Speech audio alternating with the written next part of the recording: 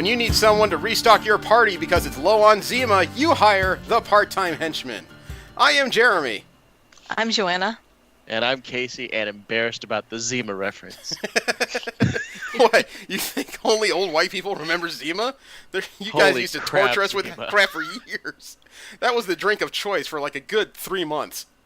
Oh my god. when did Zima become like super popular and then straight into Nerdsville?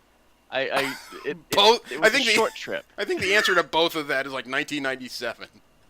Oh god. Oh my god, I'm still suffering from Comic-Con hangover. How are you guys doing? Oh wow, it's a mixed bag. Yep. Same here. I'm currently writing a Buffy Vampire Slayer tabletop game that I'm going to be running this Friday that I'm kind of excited about. I probably brought that up last time. And currently I'm dealing with the dramas of new renters and all that lovely stuff that comes with it. Okay. Woohoo. You know, it'd be nice if the two are related somehow. I just rented out my back room to a vampire, and the bastard keeps biting. This is awful. At least they would be consistent. That's true, I guess. You have no idea what I've been dealing with. Actually, I have your Facebook feed. I know exactly what you're dealing with. Oh, yep, that's right, you do. I mean, we both do, to be fair, but Yeah. I fair empathize with you. Thank you. Which means we don't just know what's going on. Cambridge Analytics knows exactly what you're up to, but that's a whole other problem. Well, more power to them. Maybe they'll sell me a product I'll need. What do people complain most about on Facebook? Hi, Nope, Billy there's not a Mays here. You can get Chipotle away to handle your roommate problems. There's not a pill for that, is there? Joanna, how are you? I don't want to be a downer, but my dog died today. Oh. I heard. Yeah, so I was that's heartbroken about that. But in 2 weeks is my honeymoon / Power Morphicon trip, so yay, but sad. Yeah, depending on how things work out, I might actually be in that area that Sunday just trying to hang out at the theme parks and meet a couple people. Joanna and I were talking a little bit before the show. It turns out the same time she's going to be here, another friend of mine who's also a Power Rangers fan is going to be in the area on his vacation. So he may be doing stuff he's not telling me about.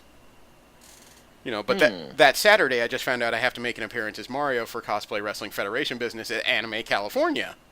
Time to be determined. So, Interesting. yeah, all kinds of stuff happening lately. Let alone, I have 4 exclusive Comic-Con Power Ranger figures for this guy that I'm sure he would like to take off my hands, like, as soon as possible. I know. Hey, did you see that blah blah? Yes, I saw it. Okay. I'm not sure what the hell just happened. No, I found a bit of Power Rangers news, and I know we're kind of jumping the gun on news, but it was a shot from the Power Rangers 25th anniversary show that's going to feature Tommy. Oh, yeah. Yeah. What Power Rangers thing doesn't feature Tommy? Because Tommy is Power Rangers. Well, But- he was also one of the few guys to get thrown out of the Power Rangers premiere. Was he? Well, Yeah, you didn't hear about that? No. He was thrown out with Amy Jo Johnson. But what? Okay, you know how these premieres go. They don't want you recording the screen for any circumstances, right?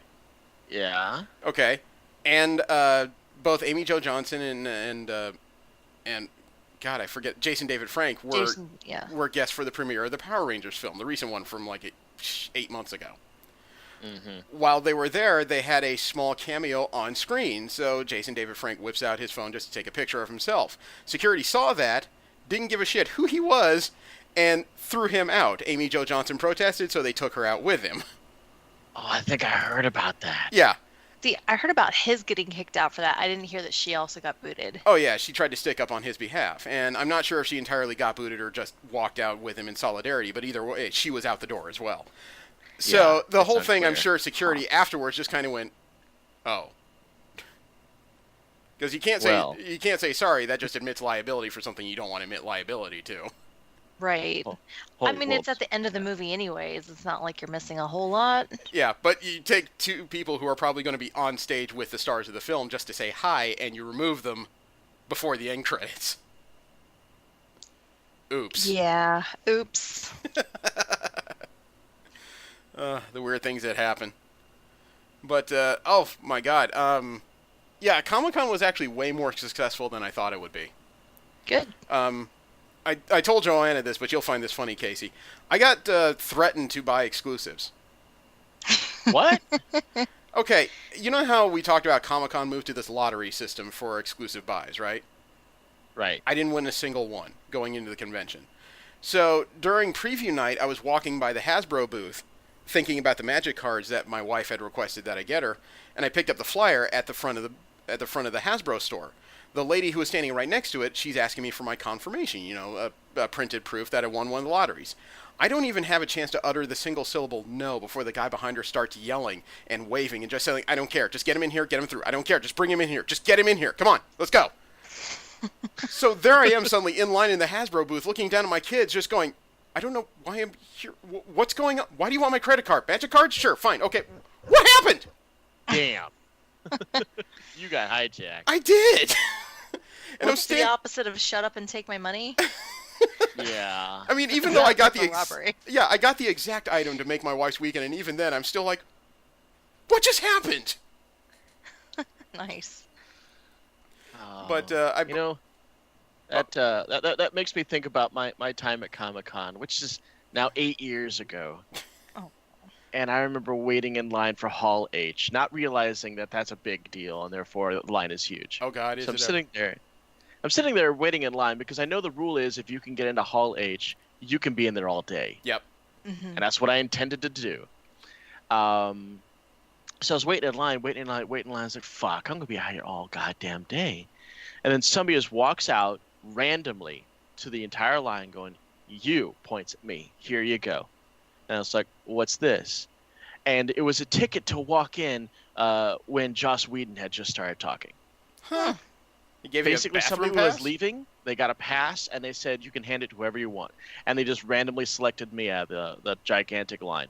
Nice. So I was like, I got a golden ticket. I got a golden ticket. So I got to see Joss Whedon and a bunch of other stuff. Yeah. It was very cool. Yeah, I actually had an anime moment during Comic-Con weekend, too. Hmm. I went to Adult Swim State Park. It was an offsite, like, right behind the convention center. Because I heard that you register for it, you get a chance to see the Pillows, like the J-Rock band who did the entire soundtrack to Fooly Cooly play live. And they said the more things you take part in the state park, the more chances you get.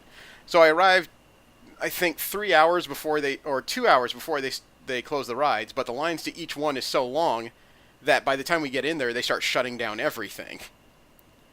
So we sit there, we watch or I sit there with a friend anyway, watching the first 2 episodes of the next season of the Venture Brothers. And that was all we wanted to see. So when they said that the creators are coming out for a Q&A, I'm just like, I'm tired, I need to go, and he agreed. I'm climbing up the stairs to leave, and I get a notification on my phone, I pull it out, I check it. The one entry I had into the contest for the Pillows was apparently all I needed, because I got in.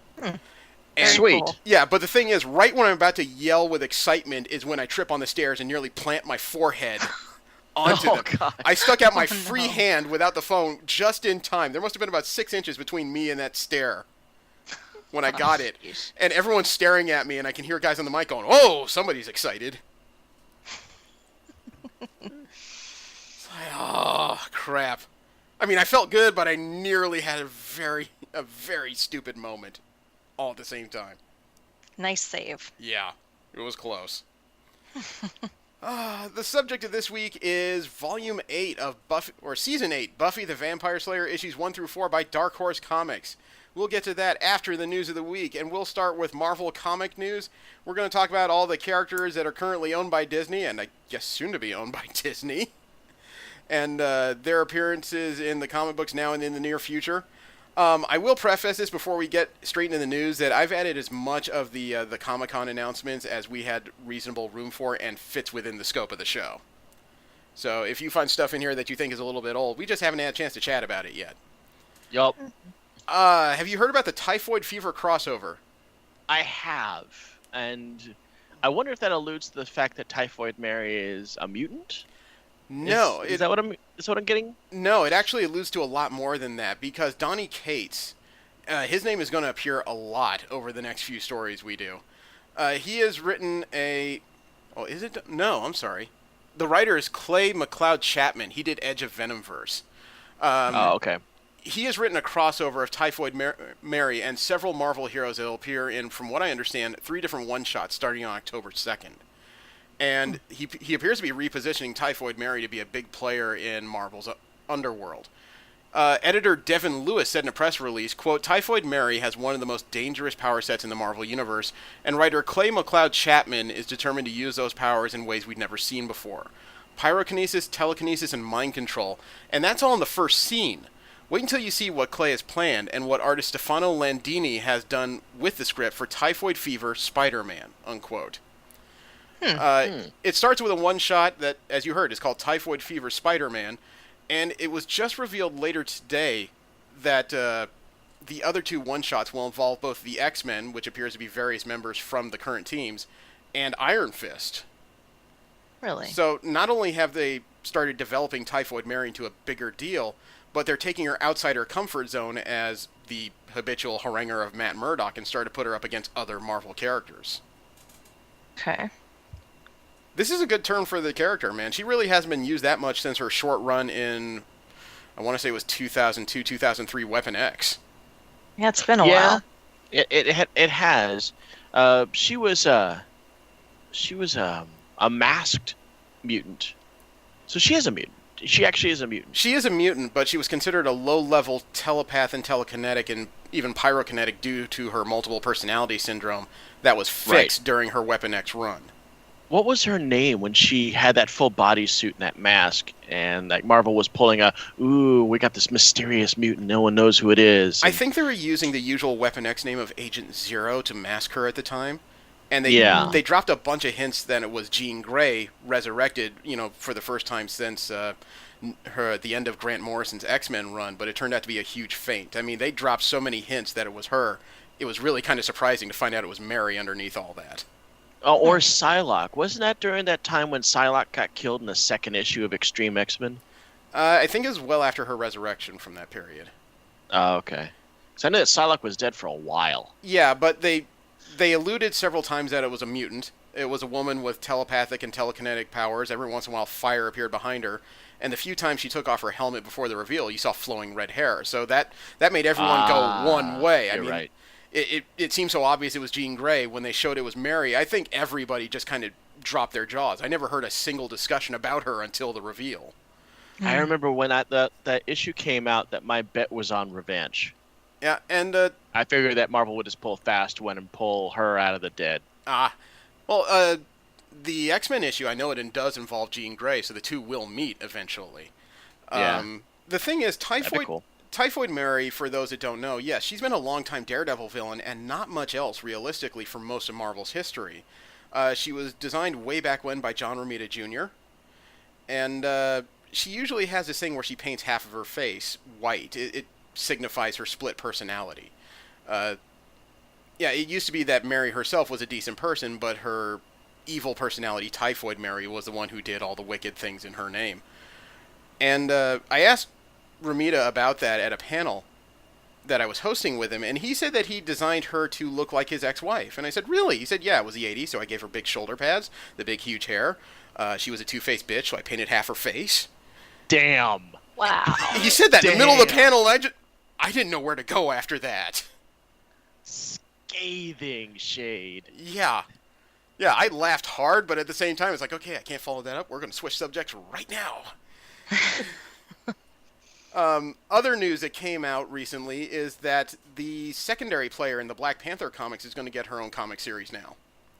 Oh. Shuri? Yeah, Princess Shuri is Yay! getting her own, I believe. That's cool. It's her own Marvel series in October, and it's just titled Shuri. It's going to be written by Nnendi Okafor, and the art's going to be by Leonardo Romero.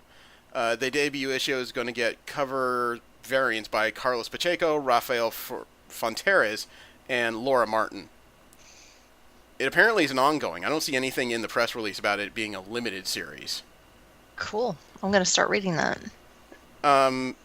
It looks like the new series is... I'm sorry, Casey? No, I was going to say that Shuri's had kind of a mixed bag in the comics versus like in the movies. In the movies, everybody loves her and she supports her brother and all this other stuff. But in the comics, it's much more of a mixed bag. I mean, she's been the Black Panther while he's gone. She's opposed him politically, strong enough to get into like real fights with real armies. Yeah, and I think you could also argue that her run in the comics was extremely tumultuous as far as a fan perspective. Yeah, I mean, I know that there was a little bit of blowback when they put T'Challa on the back end, and it had her as the Black Panther for a while. Yeah. I thought those were cool. I thought so too. Well, we've had this discussion before. I love it when things are new. When you show me a new character in someone else's clothes, I always sit down and give it a read just because I want to know what you're going to give me here. But we've also discussed how longtime fans often give blowback to those same situations because when they get comfortable with a character, they resist all change to that character.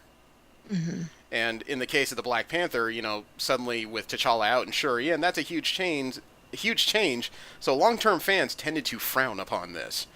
And the movies have been much kinder because technically that audience had never really seen her before. So she was a new quantity to all of them. The new series is going to see Shuri stepping up to lead Wakanda after her brother T'Challa has not stepped down as Black Panther but has been lost in the multiverse as a result of his new series relaunch by Ta-Nehisi Coates and Daniel Acuna. In that series, T'Challa is out leading the intergalactic kingdom of Wakanda. Cool. So they do have stories for both of them that don't technically involve each other. That may be the best chance for growth for both, really. Right. Yeah, I hope they focus on the things that endeared people to her in the movie. Well, the image they released with the presser shows that they're giving her an outfit very similar to what she had towards the end of the Black Panther film, minus the mandibles on the bottom of her chin. Yeah. However, Casey is going to make a lot of excited sounds at the next press release. If it's what I think it is, you're probably right. Give it a shot. Marvel has announced that to celebrate the 20th anniversary of one of their lines, they're going to have Thanos writer Donny Cates lead the relaunch of the Marvel Knights. Yay! You're trying so hard not to squeal like a fangirl. Yeah, he's edging hard, and you're just be glad it's not video because I'm sure he's changing his pants right now. The Marvel Knights were launched initially in the late 80s, early 90s as a bunch of, I guess you could say, adult versions of some of their more noirish characters, including Daredevil, Punisher, Ghost Rider, and Elektra. This relaunch is also going to include the Black Panther in addition to other characters. Cool. I think it was actually in the mid-90s, and it was like a team but not a team, because, I mean, you can't just say, hey, what team are you? We're the Marvel Knights. That doesn't make any fucking sense. Yeah, I wouldn't say that the Knights were ever a team. They were just characters that were launched under this adults-only imprint. Yeah. Right. Yeah, which, of course, evolved later into Max. And the first Max book out the door was the classic Alias, which became Jessica Jones on Netflix. Yeah, and, I mean, there's a picture that's associated with it. I can't tell if it's a kludge together by CBR.com or not, but unless I'm mistaken, it includes Blade in this picture. Oh, that's cool.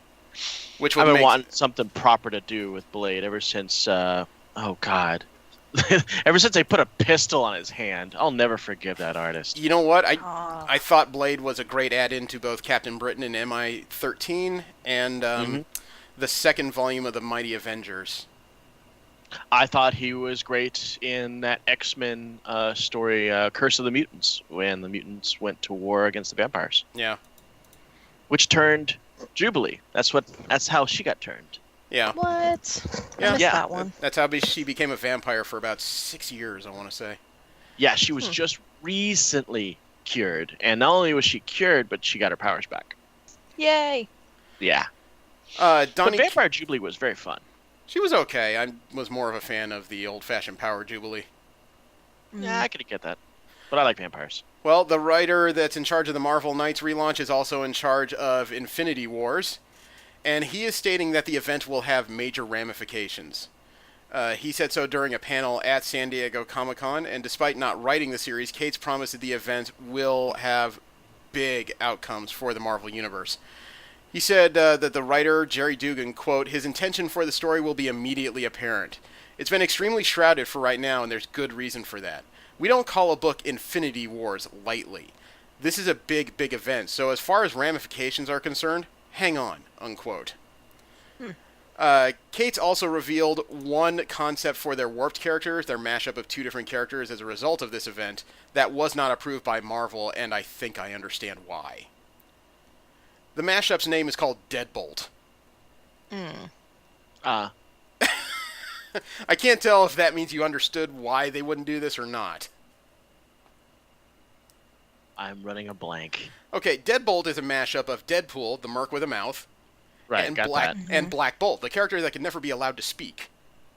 Oh, the bolt thing threw me off. Yes. Joanna, Black Bolt is the king of the Inhumans. I'm sure you know that. Yeah. He has a voice so powerful that a whisper can level a mountain. Mm-hmm. Now take that power and give it to somebody who speaks as often as Deadpool. Oh, Jesus. Yeah. I'm still wrapping my mind around that one. That's... Are we talking also same impulse control issues? Yes. Nope. No, thank you. Yeah. So I understand why that character did not make the list. Mm-hmm. It's also been announced that there will be a spin-off series from the upcoming Spider-Geddon event. As we know, Spider-Geddon is the follow-up to Spider-Verse, where the... what were they called? The ones that were eating the spider totems? Was it Morlun?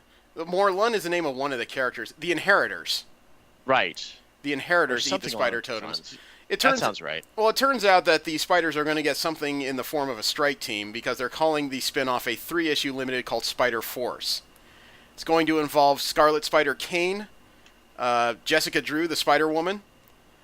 It also has the character from Old Man Logan, Ashley Barton. Huh. But it also involves 2 new characters. They call them the Astro Spider and the Spider Kid. Astro Spider appears to be somebody in an astronaut outfit that has a spider symbol on the front of it. Spider Kid appears to be a younger version of Peter Parker that's carrying a pair of truncheons for some reason. Weird. Yeah, both characters are mysteries. They won't introduce who they are in the solicits, as you can imagine, because you need a reason to buy the comic. I sent you guys the image in Skype so you could take a look at the cover real quick. Some people are saying that Astro Spider may be some kind of strange version of J. Jonah Jameson's son, John, the astronaut. I think that you're probably right on the money with that one. You know, Spider Kid is less obvious. Where is it at? I remember Spider Kid from the Amalgam area. Well, this one has nothing to do with any DC totems. Yeah, I know. You know what? I'm really apprehensive about this. Let me say why. This issue is filled with disposable characters. And I say this knowing full well that I love 2 of them. And since the headline for this issue is calling this a suicide run, I'm wondering if any of these people are going to survive this. I would say that at least 3 out of 5 will survive. Maybe, yeah. You got Spider-Woman in here, which Marvel doesn't know what the hell to do with her. You got the first Scarlet Spider, which Marvel, in their mind, could easily get rid of because they have another Scarlet Spider who has his own book. And they got this guy who's kind of superfluous at this point. Well, there's 2 people who are superfluous in this book.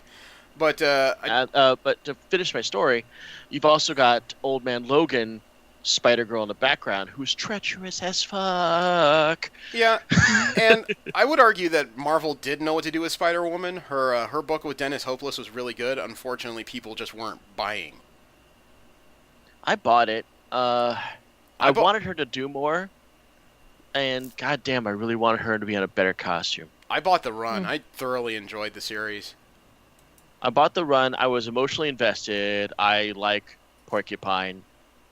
I just really hate her costume. I was really surprised. I really hate it. I was really surprised to find out that Christopher Priest is writing the story. I thought he signed a DC exclusive. I thought he did too. Yeah, but he is definitely the writer of this miniseries. Well, maybe they'll put Jessica back in her old uniform. Or something better. I doubt that very seriously. It's hard to be a stealthy character when you're wearing bright red. True story. No, she's not a ninja. I didn't say ninja, I said stealthy. Well, I mean... Just because I go to stealth and you go ninja doesn't mean we're all G.I. Joe fans. Hey, she's not a stealth person. I didn't say she was a stealth person, but she tends to sneak everywhere. Jessica Drew is definitely a heavy-handed puncher. Well, another heavy is getting another series. Although this Look at that segue. This person has a lot to live up to, though. Chelsea Kane is going to write a new Vision miniseries. Oh, wow. Talk about having a hard act to follow. Yeah. As some people may be aware, the prior Vision limited series, 12 issues, was written by Tom King and became not just a Hugo Award-winning title, not Hugo, classic. excuse me, an Eisner Award-winning title, but it was also hailed by a lot of outlets as the comic of the year for 2016. A definite sleeper hit classic that no one expected. Yeah. Although Chelsea Kane arguably may be the person to follow up in this 6-part miniseries that's supposed to start in November. For those that don't know, Chelsea Kane was the writer of the near-maligned Mockingbird series that was written about 3 years ago. That's a shame. And, of course, going on what I usually look for, costume. Mockingbird's costume in that was really cool looking. The story was well written. Unfortunately, the book itself garnered a lot of venom from Comicsgate individuals because of one cover where... ask me about my feminist agenda? Yeah, which in itself was just a joke, but some people took very seriously for some reason. Yeah. Give me a break. I know, she wore it on a shirt on the cover. I mean, it was practically douchebag bait. Yeah. The series, according to the solicits, will follow the Vision and his daughter as they adjust to their new lives in the wake of an unspeakable tragedy. Their dog Sparky will also be in the miniseries. It may have to do with a recent revelation that Vision himself appears to be dying. It was revealed, I don't remember in which series, but I believe it was the Champions, that Vision his neural net is slowly breaking down. You know, he's dying not like a person necessarily, but more like a person with a brain tumor. And he doesn't want to tell his daughter right now because she's already shut off most of her emotional responses due to the loss of her brother and her mother. And technically her twin sister. Yeah? God damn, I need to finish that series. I feel like such a poser. You know what? I've read that series 4 times, and I can tell you so are. God, I know, and I own it. I own it, and I've gone 4 issues deep, and then I get distracted by something. I nearly dragged out my trades just to get them signed by Tom King. I had the opportunity, but I didn't want to jam a bunch of stuff in my suitcase. Oh. I hear ya. Look, that's one of those things they never tell you. When you go to Comic-Con, you always go with a suitcase that's half empty, so you can fit the stuff you buy. Yes, I remember walking around with Comic-Con with a gigantic 4-foot-long bag that they give you when you walk in. It's like this gigantic sack, and you just fill it up with swag. Yeah. Did you guys see the primer to Infinity Wars Prime #1 that came out last week? I saw a promotional that talked about a character that they were killing. Okay. Well, yeah, I read the issue, and yes, a character died in it, except it's a character that I think everyone didn't expect to die at that moment. No, we really didn't, because, when you hear Infinity something, you expect Thanos to basically toe the line. Yeah, but he wasn't just killed in a comic book way. He wasn't dropped into a void. He didn't get a surprise energy bolt to the chest. He was impaled through the back by the new character Requiem, who is still unidentified at this point. And then she lopped his head off with that sword. And not just a swing and they cut away to another story. After she did it, you can see the next few panels where his head falls off, rolls forward, and then his eyes dim. Yeah. Wow. I would put more agency on that, or I don't know if that's the right word. But, I mean, I've seen Drax the Destroyer put something right through Thanos' chest and kill him. Yeah. And just to have him come back. To be fair, though... also kill Adam Warlock in that? No, he was injured in it, but they undid that towards the end of the issue. There was some kind of time magic involved because he was dealing with Strange and the Infinity Stone. Okay. So they undid that. I was going to say, though, that it's notable that Thanos has died, especially by one character who just literally took one strike and took him away at the neck. However, I will say that the problem has never been killing Thanos in Marvel Comics. It's always been making him stay dead. Yes. Because the problem is right. Death is never impressed with what he's done when he appears, so she keeps sending him back. And Death could be a fickle little bitch, as evidenced in her appearance in Scarlet Spider recently. Did you guys know that the Defenders apparently have all moved digital? Really? Yes, I heard that they were doing a digital exclusive on, was it Comixology or something like that? Well, it's not just Comixology. There was no announcement that the Jessica Jones series was moving to a digital first comic series, so the fact that it came out last week was a surprise. But at the Yeah. same time it was released, Marvel did announce during the Next Big Thing panel at Comic-Con that Luke Cage, Iron Fist, and the Daughters of the Dragon are also getting digital-only series. Yeah.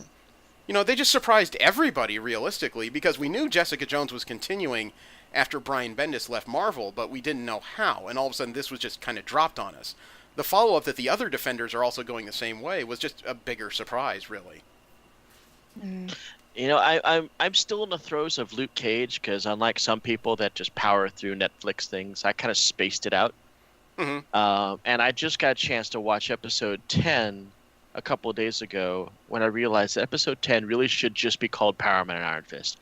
And it was my all-time favorite episode. I thought that was episode and I realized, 9. I realized how much I would love to have a Power Man and Iron Fist show versus trudging through Iron Fist's solo issue or even Luke Cage's because damn Luke Cage season 2 is a little sluggish. Well, last time anyone talked to any of the players, there is no plans for even another Defenders crossover at this point. But yeah, I heard they weren't doing it. Well, I would counter that by saying the actor would probably be the last person to know in the process. Yeah. Because somebody has to greenlight it, then it would go to a writer, then it would go to the actors. Right. Damn, didn't Luke Cage and Danny Rand had some serious bro chemistry in this fucking episode. Yeah. They actually wrote Danny right. Yeah, that for part, the first time. That part where they kissed in the back of the directed. warehouse was a bit much, Yes. though. Well, you know, I mean, you got to give the boys fan service. I mean, this whole episode is shot with fan service. Yeah. Hopefully people can sense the sarcasm there, but I don't know. Luke Cage is going to be written by Anthony Del Call and the art's by Jonoy Lindsay. Iron Fist Phantom Limb. The writing is done by Clay McLeod Chapman and the art is by Guillermo Sana. Daughters of the Dragon is going to be written by Jed McKay. The art's by Travel Foreman. That sounds like a porn name. Travel Foreman.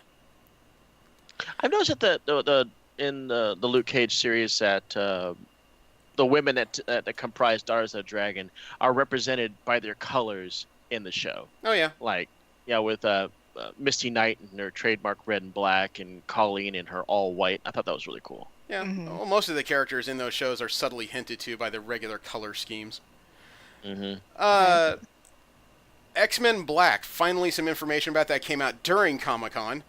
And X-Men Black is not a new series. It is a set of 5 one-shots with a sub-story in the one-shots. They're going to be individual issues focused on major X-Men villains for the most part. There is one issue for Magneto that's being done by Chris Claremont, of all people. And I can't say how excited I am to read something new by Chris Claremont in the X-Men's universe. The art is by Dalibor Talajic. Mojo by Scott Aukerman and Nick Bradshaw. Mystique by Sana Maguire and Marco Foglia. Juggernaut. I wish I knew who those people were. Sana Maguire was actually at the panel. She's going to be writing the next X-Men Gold Annual. I think it's number 2. Oh, wait. Mystique's been written by a woman? Yes. That's super fucking cool. That's like a first. Yeah. Juggernaut's going to be written by Robbie Thompson. Arts by Sean Crystal. And Emma Frost is going to be written by Leah Williams. The arts by Chris Bocciolo. And another woman. Yeah. Marvel's on the ball. Following up, in each of those 5 issues, there will be a sub-story about Apocalypse. All 5 stories will connect into one larger story. It's going to be written by Lonnie Nadler, and the art's by Zach Thompson. All this should start, I believe, this October. Well, I'll get the Mystique one, and maybe the Emma Frost one. I plan on reading all of them. I like and to the see... Magneto one. Well, you know what? I probably will get all of them. I would really like to see what somebody has to do to Mojo, because sometimes all it takes is one writer to make somebody relevant again. True. Yeah, Mojo in the right hands can be a very entertaining read. I think they just need to update the concept. When he came out as a villain that used TV as a weapon, he was created in the 80s when TV was practically a weapon to begin with. If they update him so that he's more of a social media or an internet maven, that concept could really translate well. Yeah, that's true. Yeah. Digital streaming. Yep. Last up in Marvel comic news is another X-Men story, because also revealed at the X-Men panel at San Diego Comic-Con is that finally the series The Uncanny X-Men is being restarted this November. You could say it's the first and greatest of the X-Men series, quite literally, because this is the same series that birthed very memorable and media-worthy stories like the Days of Futures Past and the Dark Phoenix saga. Yeah. Unfortunately, they did not tell us anything about creators. They're keeping that under wraps. They also would not tell us who is on the team. Yeah. I mean, there could be a lot of assumptions made here. Well, given that 2 series are ending pretty soon, as well as the Astonishing X-Men being a rotating cast, there's a number of characters that could end up on the Uncanny Squad and still be a ton left over for other projects. Yeah, true. I bet you Wolverine's in it. Piss. Just makes sense. Yeah. Now we're going to follow up with DC Comic news. The stories and characters now owned by AT&T and what they're up to in the upcoming months. Scott Snyder has announced that he's working on a massive DC crossover event for 2019. He announced this during a panel at Comic-Con International, and he just teamed a massive event.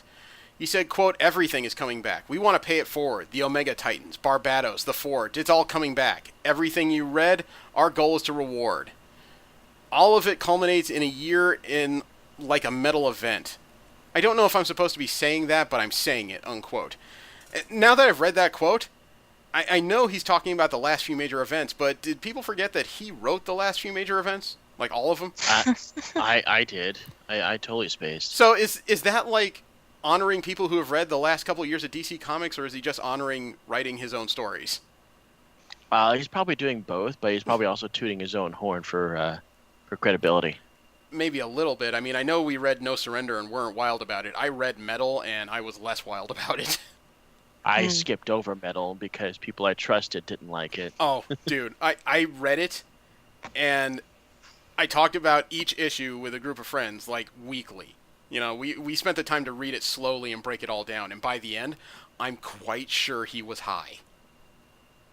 You think he was just consistently high the entire time he wrote it? I do. When you have Batman in glowing armor made from a mystical metal riding a Joker dragon screaming "Yeehaw," I think you're high. That is on That panel. sounds like an acid trip. I did not imagine that. I even brought it up in the middle of the conversation, and one of the guys goes, "Yeehaw? When does Batman yeehaw?" And I'm like, Never. I'm like, page 8, panel 3. Hang on, flip. Oh my god, he yeehawed. Yeah, no. Look, if you enjoy it, you enjoy it. I just, I would have been more excited if I heard a different writer was handling the next event. That's all. That's fair. Harley Quinn apparently is going to be resurrecting a long-forgotten DC hero from the Golden Age. What?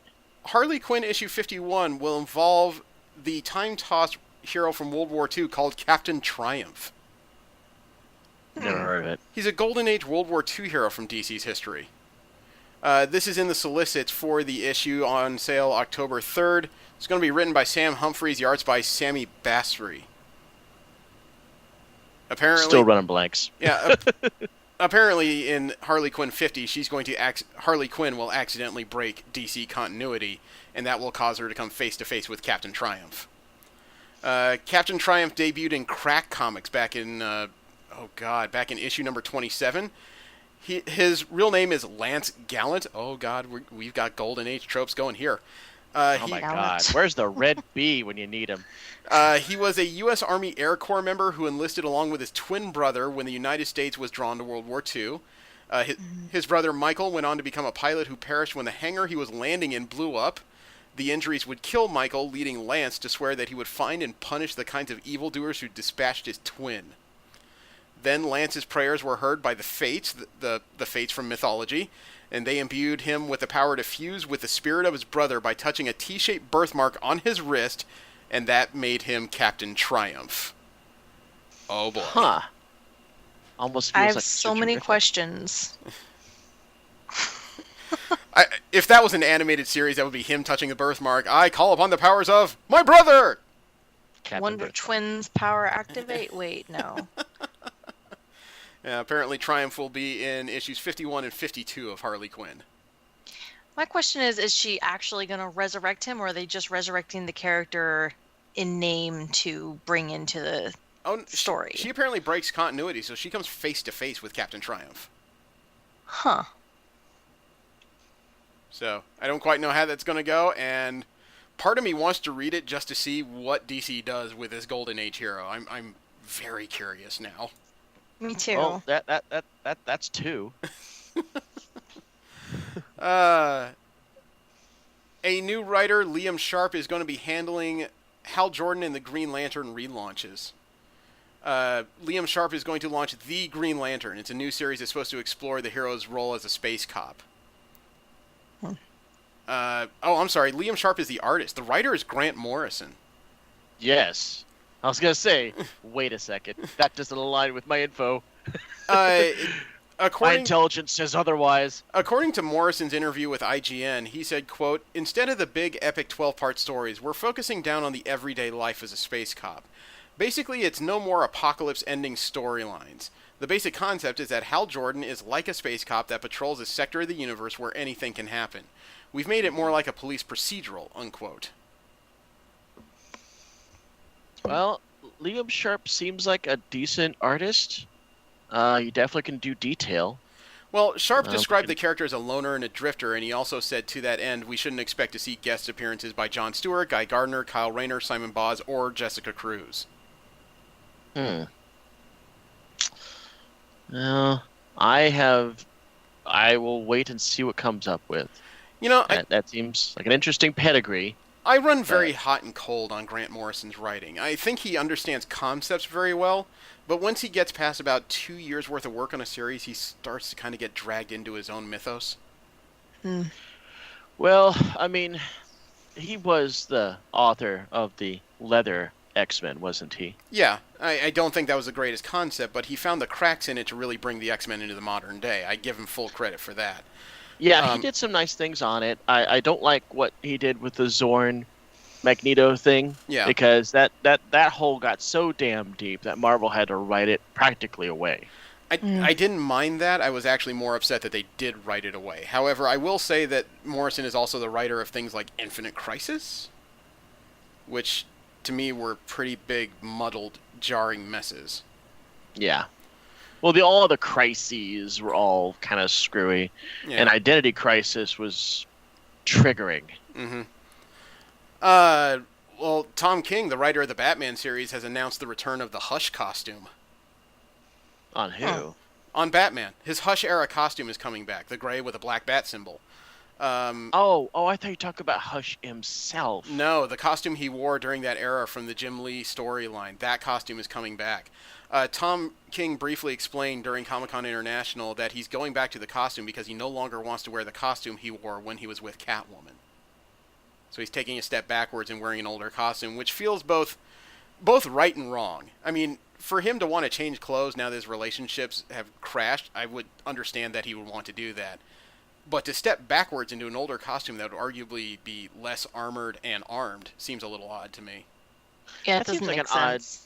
Yeah, that seems like an odd choice for Batman to make. I actually like the new outfit. Yeah, with the yellow trimmed Batman logo. I do too. It looks like something a modern street level warrior would wear. And if he designed himself a whole new costume that, echoed the Hush costume, I would be completely behind the concept. But for him to step backward and wear the Hush costume just sounds kind of odd for a guy who prides himself on preparing for everything. That makes it sound like I am well prepared for things that happened in 2001. It's fair. So I applaud the concept, just not necessarily the execution. Right. Speaking of which, The Batman Who Laughs is getting a miniseries soon. Scott Snyder and somebody named Jacques announced the project together during the Justice League panel at Comic-Con International. They used to be the creative team on Detective Comics, and now they're doing this miniseries that launches in November. The odd part is The Batman Who Laughs is getting a new sidekick. He's another Batman, another multi-dimensional twisted Batman. And they're calling this one, and I doubt this is the official name of it, the Bat Punisher. What? Lame. He's going to be a Batman that dresses in black with a white symbol and carries a literal arsenal of automatic weaponry on his back. That's weird. I mean, I guess I understand the concept, but to put him in black with a white symbol and a bunch of guns, either he is a disposable joke that you're going to use, or you have made the Punisher that is Bruce Wayne. Mm-hmm. I could do without that. I don't know how to feel about that at all.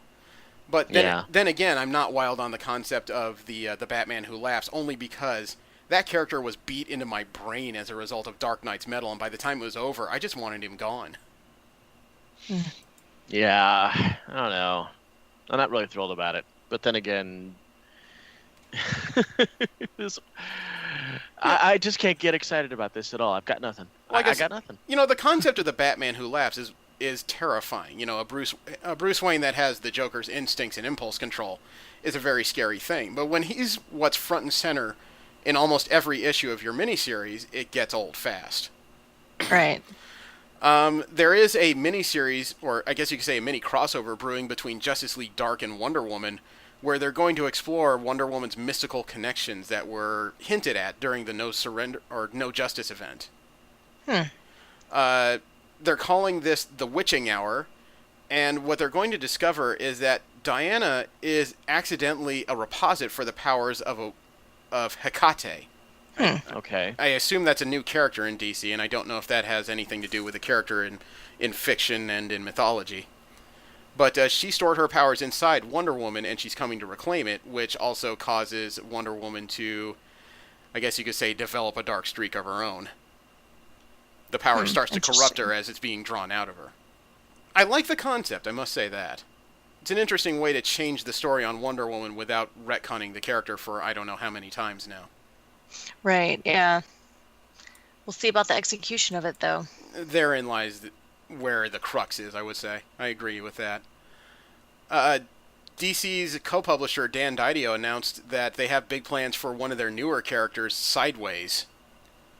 They're bringing in Grant Morrison as a co-writer for the Sideways Annual and introducing Silver Age concepts and characters that have been corrupted by the dark multiverse, as they put it. And Sideways is that weird Spider-Man kind of themed. Yeah, he looks and acts a lot like a monochrome Spider-Man. I admit to that. The powers are a little different because he doesn't web swing or wall crawl. He teleports. Yeah. All right. Like snap teleports. He goes from place to place very quickly. According to Didio's own words during the panel, quote, "This book has lots of ties to metal, so we slide into the dark multiverse. In Sideways, we're going to see the dark version of Superman characters. What's the dark version of Porcupine, Jimmy Olsen, or Lori Lamaris?" Unquote. Lori Lamaris. Wow, yeah. there's old. I don't know that name. Who's Lori Lamaris? God.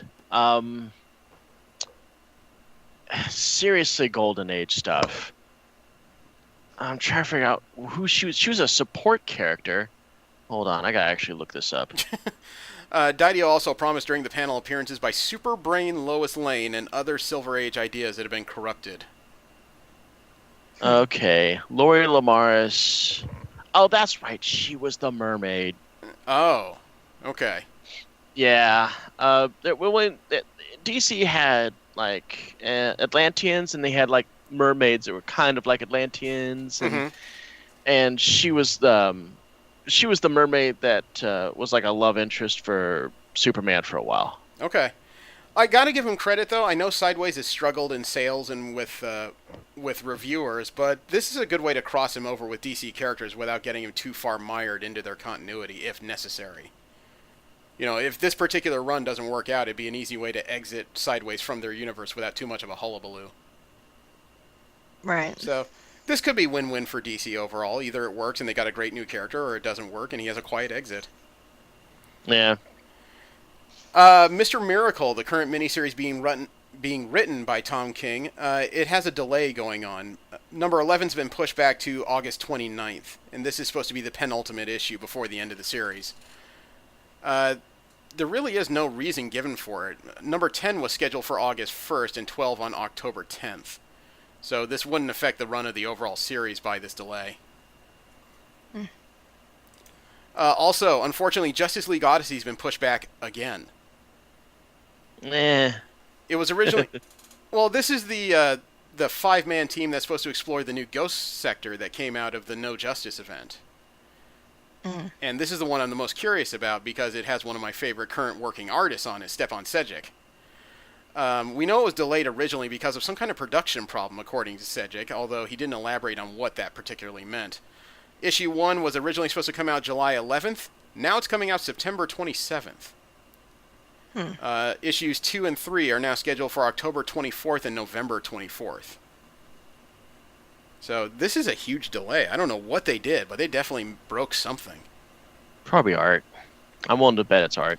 I was guessing they lost something, because I don't think Sedgwick hurt. I don't think he would have done anything that bad that requires an extra run. I think between sending the images to the printer and the printing process, somehow the originals were probably lost and they had to redo it all, unfortunately. Oh, man. That's my best guess. I've seen Sedgwick's work on multiple series for different publishers, and he's very solid.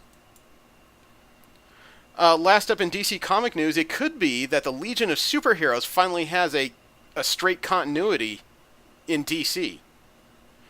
The Legion, Really? Yeah, the Legion, when it's introduced, it's usually as some kind of potential alternative future that occasionally crosses over with the DC canon. Now they apparently have drawn a line in DC's current canon that may make the Legion a fixture in their continuity. And it goes through Kamandi the Last Boy. Oh, wow. There's a reference. Really. There's a new series that came out called Electric Warriors. Apparently it's just started. And what it is basically in Kamandi the Last Boy, Kamandi is the last person on Earth with a world that has a bunch of anthropomorphic creatures in it, right? All of this is stemming from something called the Great Cataclysm that nobody's ever expanded on in DC's history. Well, Electric Warriors is supposed to happen some point after Kamandi, where Earth has recovered from the Great Cataclysm and is now entering I guess you could say, a community of worlds. But the worlds are represented by what they call the Electric Champions. Each world picks one member of their planet to represent them in some kind of global tournament. Or I guess you could say cosmic tournament. Which sounds eerily similar to the concept of the Legion of Superheroes, where one member of these worlds come together to police the universe, more or less. Right. So it does appear to draw a line there. I grant you it's tangential and a little bit coincidental, potentially, but it'd be nice to see the Legion actually return and not be either guest stars or the series that never could in DC Comics. Right. You know, sometimes I wonder if the Legion is being held back by its own concept. It's supposed to be a bunch of young people handling things because they don't trust adults. Well, unfortunately, the readers and fans of a series at some point turn into adults. Right. So the concept may not carry over with older fans very well sometimes. I don't know. That's just a guess. I just wish they would do something with Legion and stick with it. Well, I mean, certain members do appear to be appearing in the Doomsday Clock, but they're not exactly the featured players in it. Yeah. Yeah. I love Legion, and I know they've gone through, like, several versions of it. And I did really enjoy the Infinite Crisis Legion of Three Worlds. That was a great little 3-issue thing. It was a great way to really pick and choose the best parts of Legion continuity and put it in one series, Right. But I think, But unfortunately... now we're back to we're back to square one. Well, I think it goes back to the conversation about how much heavy fans hate change, and unfortunately, while Legion of Three Worlds cleaned up the continuity, it was a massive change technically to all three rosters to hone them down to one. Yeah. So it's kind of a column A, column B type thing. Last up, we have general comic and convention news. We talk about conventions happening all around the world, as well as comic books that don't fit into Marvel or DC pantheons. And I've mentioned a couple times that I was there for the X-Men panel at Comic-Con. I really wasn't expecting to get a variant issue while I was there. Seriously, while we were sitting there, they said that they were going to hand out a special run variant to X-23 #1 with this Sia Ohm cover.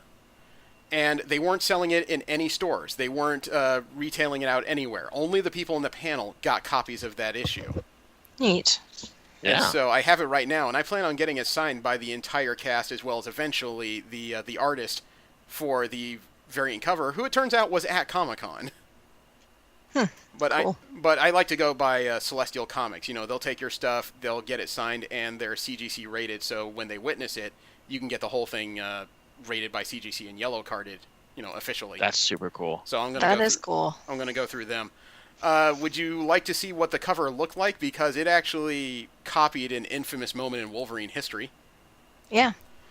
It goes back to the beginning of the Dark Phoenix saga on the Hellfire Club. You remember when Wolverine was accidentally shoved into a sewer? Yep. Oh, is this the last page where he's turning around in the sewers and says it's my turn? Yeah, that's the exact moment that Sia Nice. used to homage with X-23. And it turned into a pretty good cover, really. Ah, it is a good cover. I figure if I get suckers are giving best shot. Yeah, I figure if I take it to Continental and be very specific that I want the signatures on the drain pipes, that should give me everything without actually interfering with the image itself. Yeah, I hear you. That's valid. Well, the drain pipes and the initial crush of the water down in the lower left corner there. Is she wearing gloves? Yeah, she wears these weird little half gloves in her current outfit. Yeah, they cover like her fingers and everything but her wrist and like last knuckles or something. Yeah, it goes I'm okay with that. It goes halfway down her hand and it pretty much stops at the heel of her palm and then goes around. Yeah, I'm okay with that. I like creative uses of gloves on heroes. You know, I don't mind her current outfit. It's not my favorite. I just wish she had full pants. The capri thing kind of bothered me. Yeah, I don't see the importance of having a midriff. Yeah. But, you know. Now, one thing I didn't do was go to the Petco Interactive Zone during Comic-Con, and I regret not doing that. But when you're buying exclusives for other people, it takes up a lot of your time. Not complaining, just a truth. Anyway, if I went to the Petco Zone, I could have been in the middle of a therapy session. What? For some reason, you know how Marvel Studios didn't have a big panel this year? Yeah. For some reason, they ran an off-site where you could go and get a group therapy session for fans traumatized by the end of Avengers Infinity War. God, yes, I heard about this. I was saying to somebody that Marvel should have it or have like some sort of hotline you can call. I kid you not. I said this out loud. This actually happened. Jermaine Lucere from IO9 actually took part in this, and he said he was in a group hug session named after the shooting title of the original Avengers. The person who was playing the therapist up front asked their group of 10 to 12 people a few questions, including what is your first memory of the MCU? What was something it did that surprised you? What was it like when you saw the end of Infinity War? Who was the most shocking loss? The fans in the room answered, and then they discussed their answers, and it was actually kind of a nice little group moment. That's hilarious. I'm actually watching Infinity War for the second time ever later tonight when it gets released on digital. I'm holding out for disc. I'm a physical media person. But I'm a physical media disc person too, but I only got one watch when I watched it, and I want to give it another spin. I want to see. If it means spending a little extra money, I'm okay. Okay. Also, outside the trailer that they were using for these group sessions were motivational posters that included "We are Groot." Aww. You can do this all day. Oh God. And you are stronger than vibranium. Oh wow.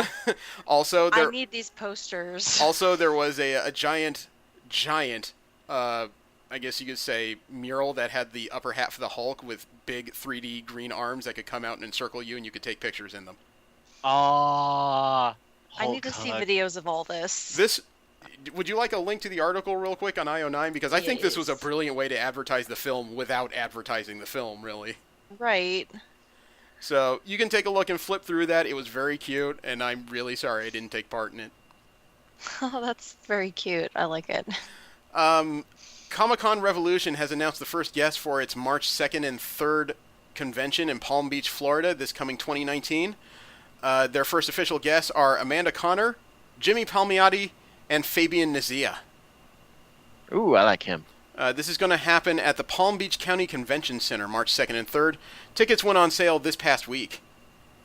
So if you're interested, there's plenty of time to be able to stop on by. Also announced, but not necessarily guest of honor, is cosplayer Angie Viper, who's going to introduce West Palm Beach fans to Comic-Con Revolution hero and mascot Jetpack Jules. Don't know him. Jetpack Jules, I think, is just a mascot for the line of conventions for Comic-Con Revolution. Yes, that's why I was like, I don't know him or it. Hey, look, getting Connor, Palmiotti, and Nizia in the same convention is a pretty good deal already. Yeah, I like all three of those people. They're all magical people to me. Yeah. I mean, I always screw up his name, but Nizia had a lot to do with Thunderbolts for a very long time. Yeah, he's arguably one of the And- people that actually made Deadpool famous post-creation. Yeah, exactly.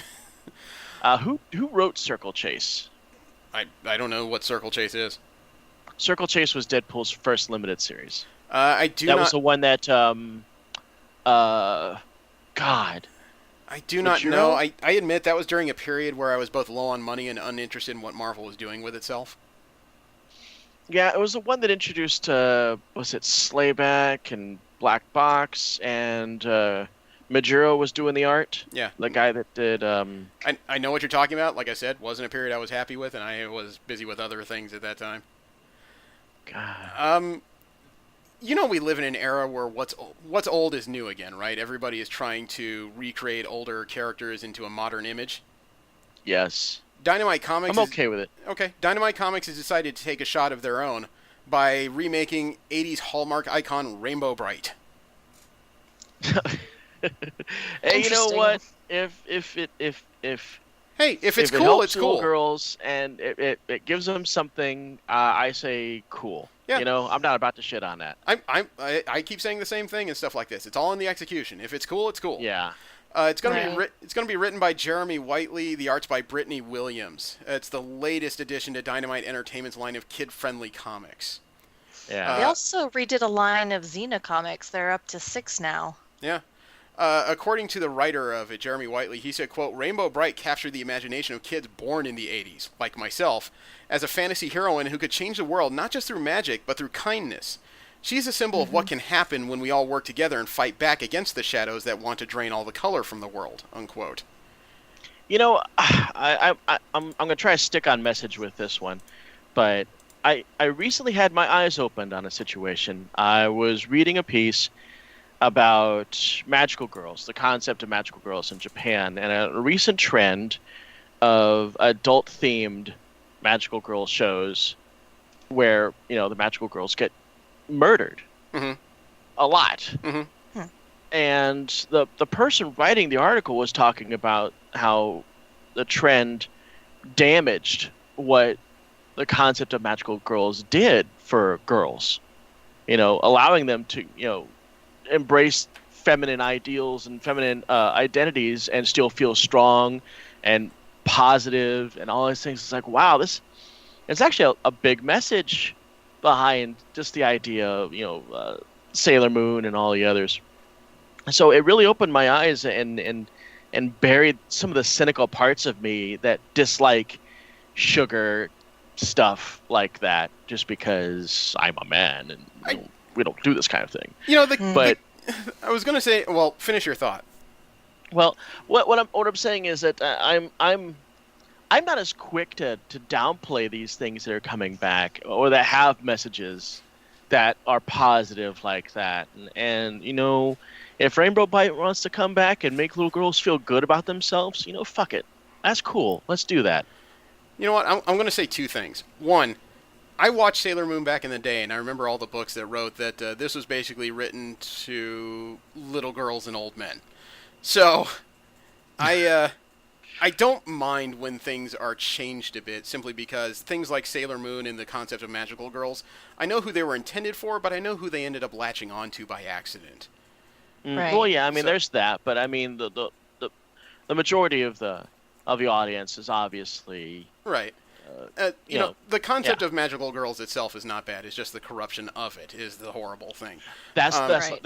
that's the point I was getting at, is the fact that these people have taken this this trope and just darkened it Yeah. and kind of destroyed just the whole concept of what made it decent. But the other... This is why we can't. Go ahead. That's why we can't have nice things. Joe. Yeah, exactly. This is why we can't have nice things. The Yeah. other point I wanted to make real quick, though, is that I hear it a lot when people talk about remakes of things in, you know, you're ruining my childhood, it was so much better when... Look, I went back and rewatched things like Thundercats and Transformers and G.I. Joe and things I really enjoyed growing up and would watch ad nauseum to the point where my parents thought I was probably with Down syndrome or something. But, frankly, things that were cool in my childhood just aren't that good today. You know, take off the rose-colored glasses, just let things exist, and sometimes remaking something into a modern context makes it better. I mean, if you want one example, go back and watch the original Transformers, then watch Beast Wars. Right. God damn. Or even Beast Machines, for that much. Yeah.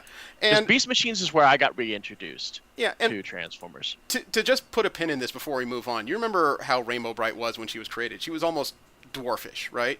Yeah. Huge head, little body, very much pulling up the cute. I'm going to send you guys like doll. Right, take a look at the cover of the new Dynamite remake. This looks like a teenage magical girl superhero. Right. They've changed her a little bit. Yeah. Yeah. This is the same kind of positive change that I saw. I like the idea, though. Yeah. And this reminds me of the changes that they made to She-Ra recently. I love that. Yeah, everyone was freaking out about. Well, I'm just excited to see She-Ra back. No, the comics gators and Richard Meyer are freaking out about it. Me, I don't care because a body doesn't make a hero. I keep telling people, you know, just because you're attracted to something doesn't make them whether or not they're a superhero. It's the ideals they espouse, you know, the valor they aspire to. That's what makes a hero. Yeah, I mean that's something. Well, I'm not going to toot my own horn on that one, but you know what I'm talking about. I completely endorse the changes that they made because they're practical. Yeah, right. You know, the character, of course, is an animated character, but she actually looks like she's comfortable instead of that weird mini skirt bustier kind of thing that old She-Ra was rocking back in the 80s. Mm-hmm. Right. Boob armor. Yeah. I just like the fact that Rainbow Bright's outfit is still that, you know, like childish looking thing. They didn't try to like sex it up. You know, it's not low cut. Right. It's not super short. Yeah. It's still fitting to a kid. Yeah, she's still a young girl. Exactly. Right. Also announced is getting a new collection, and this surprised me. This surprised me a lot. Battle Angel Alita is getting a definitive box set. Well, that does not surprise me with James Cameron's little work coming out. It does surprise me a bit because this box set will include the Ashen Victor story, and 2 extensive interviews with the creator of the original Battle Angel Alita Holy Knight and other stories, as well as a brand new poster by series and character creator Yukito Kishiro.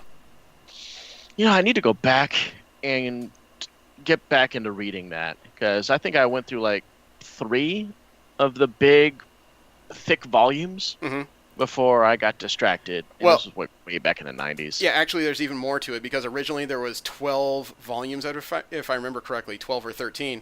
And the ending was rushed because Kodansha Comics had just figured the series had run its term and they wanted him to wrap it up. So he had to write this quick ending that almost seemed crushed into the end of it. But yeah, I heard about that. Eventually, Kodansha reapproached him to finish the story as he wanted to. So he basically wrote a brand new set of 8 volumes that erased the 12th volume and then expanded it even further. So, I like the fact that creators are willing to go, you know what, we screwed up. Here's what we should have done. You mean companies? I like that. Well, with comics, any creator has been willing to do that. Terminator with the movies has done it twice. Roseanne did it, erasing the entire final season. They're not afraid to admit that they've screwed up on writing. And it's like, you know what, we're just going to go back to the stuff that rocked, and you just go with it. Yeah, but you said that the creator wasn't afraid to do that. In this case, it was the company who said, okay, we finished this too fast, please come back and finish it.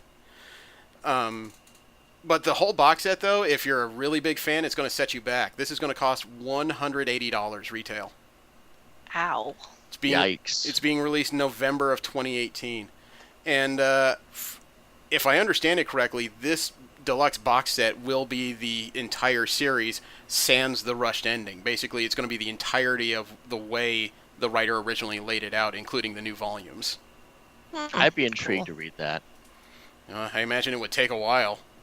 Yeah, no shit. So I would like to say I would save up money for it. It may be something I pick up on the periphery, but it is on my radar. Also, in the vein of what is old is new again, we know that IDW is ending its current run of Transformers this September, and I wasn't sure what they were going to replace it with. Well, we got a little bit of a hint. IDW has announced they're putting out a new line of GoBots comics. Really? Oh, GoBots. They made the announcement in commemoration with the line's 35th anniversary. It's going to be written and drawn by Tom Scioli for IDW Publishing. He did their recent Transformers vs. G.I. Joe crossover. It's going to be a 5-issue miniseries. Dear God. And everything from my childhood is coming back, and it's coming back better. That's what I enjoy about it. Yeah, like Voltron got a good series. Oh, did it TV ever? Series. Although my daughter attended that panel, she said by her understanding the series is going to come to a close fairly soon. Oh man. Well, I haven't even caught up yet though. She thinks that it's going to Transformers? No, Voltron. She thinks Voltron. Oh. She thinks Voltron is going to end in 1 or 2 seasons because the creators pretty much alluded to the fact that they were, I don't want to say running low on story, but they think they're coming to a good stopping point. Isn't IDW also stopping their Transformers run after 13 years? I don't know about 13 years. I mean, they've been doing it since they picked up the license after Dreamwave Comics ended. Now it's 2005. Yeah. I never really got a reason as to why they were doing that. I heard they were going to reboot it and start something else. Maybe something less in line with the Hasbro continuity they tried to put together, but I still haven't seen new solicits past September, so I wouldn't put much stock in that until I get something. However, I can tell you what is getting a new comic book continuation, and this is actually in line with what we're supposed to review this evening. There's going to be a one-shot Dr. Horrible comic from Dark Horse Comics. Nice. Yes. Joss Whedon is doing it. He brought it up during his Dr. Horrible panel. Mm-hmm. It's going to be a hero versus villain script that's flipped by showing the audience the perspective of... oh, no, I'm sorry. This was back during the sing-along block from 2007-2008, which told the story of a superhero except from the viewpoint of his arch-nemesis, Dr. Horrible, being played by Neil Patrick Harris. Love it. The new comic is called Dr. Horrible, Best Friends Forever. The enmity between Dr. Horrible and Captain Hammer apparently and has always been some kind of deep friendship, according to the one-shot. What? Yeah. Whedon spoke during his Comic-Con panel, and he said, quote, "Each member of the Hammerverse," sorry, Doc, but that's what it's called, he registered it, "is a delightful, bigger-than-life character, but more importantly, on a very human level, they're idiots," unquote. So that comes out, I believe, in November. Yeah, November 14th from Dark Horse Comics. The art's going to be by Jose Maria Barroy and Sarah Solier. I'm curious to read that anyway. I'm curious, but I'm less excited because of the friendship thing. Oh, well, I got a name that's going to make Casey excited. Gail Simone. Yep. Ooh. She is going to be the head writer of a new comic book universe for Lion Forge's Catalyst Prime superhero line. Nice. She made her Lion Forge debut Sunday afternoon at Comic-Con, and the Catalyst Prime line was conceived by Lion Forge co-founders Carl Reed and David Stewart II. Over the past year, the publisher has launched a variety of superhero comics without capes and tights. This includes characters like Excel, Noble, Summit, and more. It won't be a reboot, but she's basically creating a larger comic book continuity out of these characters. Very sweet. Oh, she gets to work with some pretty good creators. She's going to work with Joe Casey, David Walker, Amy Chu, Jan Duresma, Larry Stroman, and more than that. That's pretty cool that she ends up the editor of a superhero universe, pretty much. Right? Yeah, I'm okay with that. Yeah. And last up in general comic news, unfortunately, an Eisner and Hugo Award winner is taking a year-long hiatus. Brian K. Vaughan and Fiona Staples have announced that as of the latest issue of Saga number 54, they're taking a year-long break. Yeah, I read about that. I mean, if their stuff's doing well and they're getting money, fuck it. Well, I mean, it's not just doing well. Like I said, it's won multiple awards over its short run. It's only 54 issues old. It's the 9th storyline in Saga. This series launched in 2012. And I wouldn't say it's a recharge necessarily, but it may be just a case of them trying to write out new stories in detail rather than just pump out a monthly book. As well as them taking a break gives them a small opportunity to take on a few other projects in between and not just be the people who are typecast and henpecked into their creator-owned series. I can't say it's a bad thing. I've read Saga on and off during their run, and it's incredible stuff. It is. I really enjoyed it. Yeah, during the last day of Comic-Con, I stopped by the Image booth to pick up Youngblood and Rat Queen's trade paperbacks. And as I was standing there paying for it, somebody walked up next to me and said, "I'm looking for something new to read. Is this good?" And she picked up the first volume of Saga. And before the guy can even respond, there I was standing next to her and just going, "Oh, it's so good." No, I'm not having an orgasm. Calm down. But it's so good. It's so good. And this guy, he's got a TV for a head. Just go with it. No, I've read actually the first 6 volumes solidly, and have caught the occasional issue since then, and it is a fantastic story. And Saga's infected me in weird ways. When I know that one of my friends is clearly trying to deceive someone, not myself, I'll creep up next to him and go, lying. Yeah. Joanna, See, I've seen it on the shelf. I'm not familiar with it. I've seen like the action figures and the little pops, so I know kind of it, but not. I don't know anything of the content. Oh, okay. Joanna... Well, one of the main characters has a cat, a massive Siamese-looking cat called a lying cat. So if anything lies around it, it'll say that. It'll go lying, and you could tell by the way it's written that the way I'm saying it is correct. Actually, even better than that. I want one. Even better than that, while the guy at Image was talking to the lady trying to convince her to buy the book, he explained the whole lying cat thing, and then he stopped by saying, you should pick it up. It's really very good. And somebody walking behind them in the booth just suddenly hissed, lying! Lying cat is great. Yeah, but Joanna, you should really read it. You know how Star Wars tries to paint itself as more of a space western and tries to turn itself into a saga, but kind of falls short in certain places? I hesitate to say yes or no because I have very protective feelings of Star Wars. Okay, Saga really is an entire sci-fi saga. It delves into everything from warfare to family dynamics to forbidden romances to PTSD. Even a little bit of the occult works its way in there. It's a very all-encompassing story. I might have to pick one or two of these up. I would recommend it, but I would recommend picking up the first full volume somehow and reading it through before you give your opinion. The first couple issues are not a great barometer of the breadth of the story. That's fair. Now that we said all that, we're going to get into the story of this week, and that is Season 8 of Buffy the Vampire Slayer, issues 1 through 4, also known as the volume called The Long Way Home. Yay! Wow. This is the comic book continuation of the TV series that used to air on Fox and the CW back in the 90s. It's written by series creator Joss Whedon. The art is by Georges Janty. The inks are by Andy Owens. Colors by Dave Stewart. Letters by Richard Starkings and Comic Craft's Jimmy. This is by Dark Horse Comics. And it is a brand new story that is supposed to continue not right after, but establishing a story after the end of the television show of the same name. Not the movie. Big distinction there. Yep. And somebody else want to explain this? Because I have a feeling I've overtalked this week.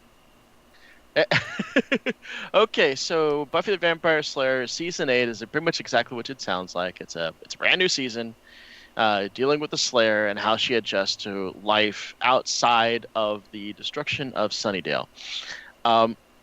When we find our Slayer, she is basically now leading up a squad of Slayers. Some update is obviously going to be necessary here if you have not seen Season 7, but towards the very end of the episode, all the Slayers that ever could be Slayers were activated. So basically the world is covered in strong Slayer women.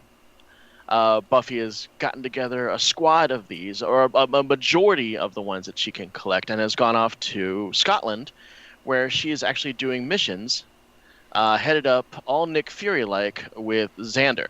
Okay, can I say that Strong Slayer Women is going to be the next band name I propose? Yeah. Yes. But, so we're introduced to a lot of new characters here. We've also, of course... tip of the hat to the old characters. A lot of the Slayer potentials from Season 7 are still here. But then, of course, there's some new ones here like Satsu, Riona, and such.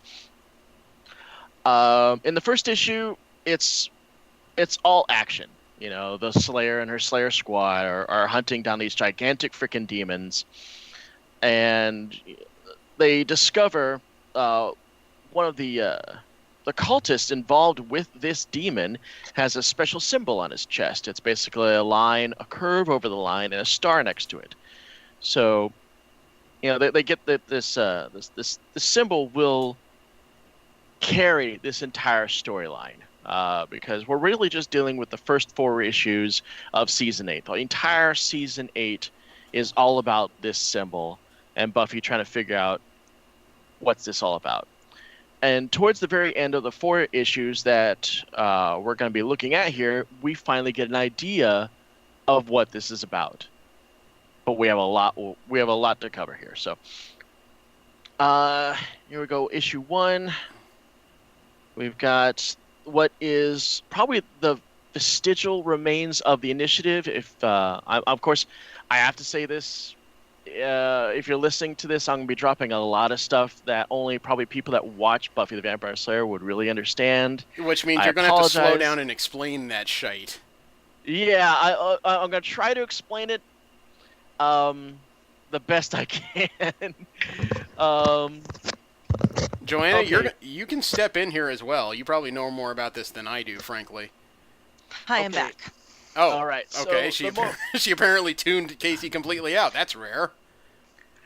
Yeah. Okay, so to back up just a little bit, Season 7 destroyed Sunnydale. Sunnydale was the basis of the whole Buffy series for all 7 seasons, and basically her hometown. Her hometown sat over something called a Hellmouth. Sounds exactly like what it is. It's a gateway to hell, and it just happens to be underneath the library, where her watcher is a librarian inside the high school. So, the whole idea is that the Hellmouth attracts supernatural beings to it, just naturally. Even if it's not open, it attracts vampires, it attracts demons, it attracts weird shit. Anybody that's supernaturally inclined or just weird feels drawn to Sunnydale. And of course, This is also the hook that allows them to have like a monster of the week. Vampire, demons, Peter Dinklage, Kardashians, the really weird things.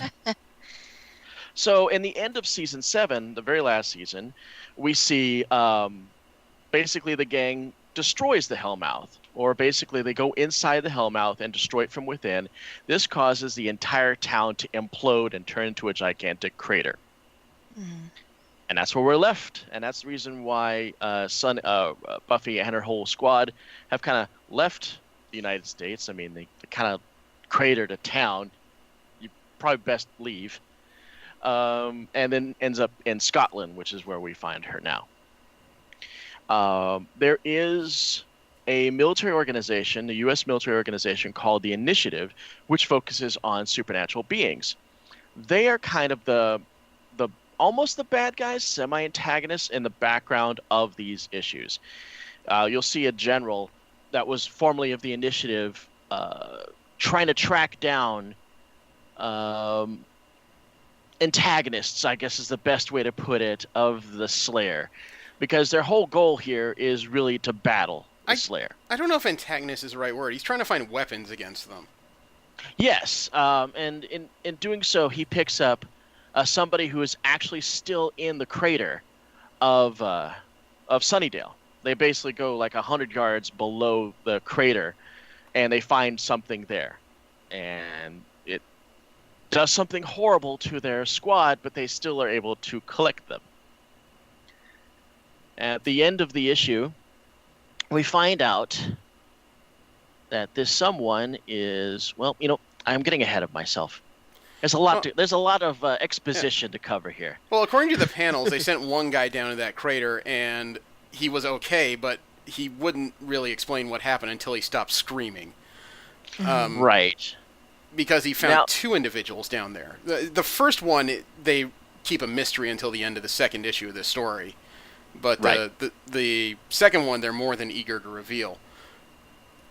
You can go ahead and explain it if you want, because, again, I don't think I can explain everything that happened here.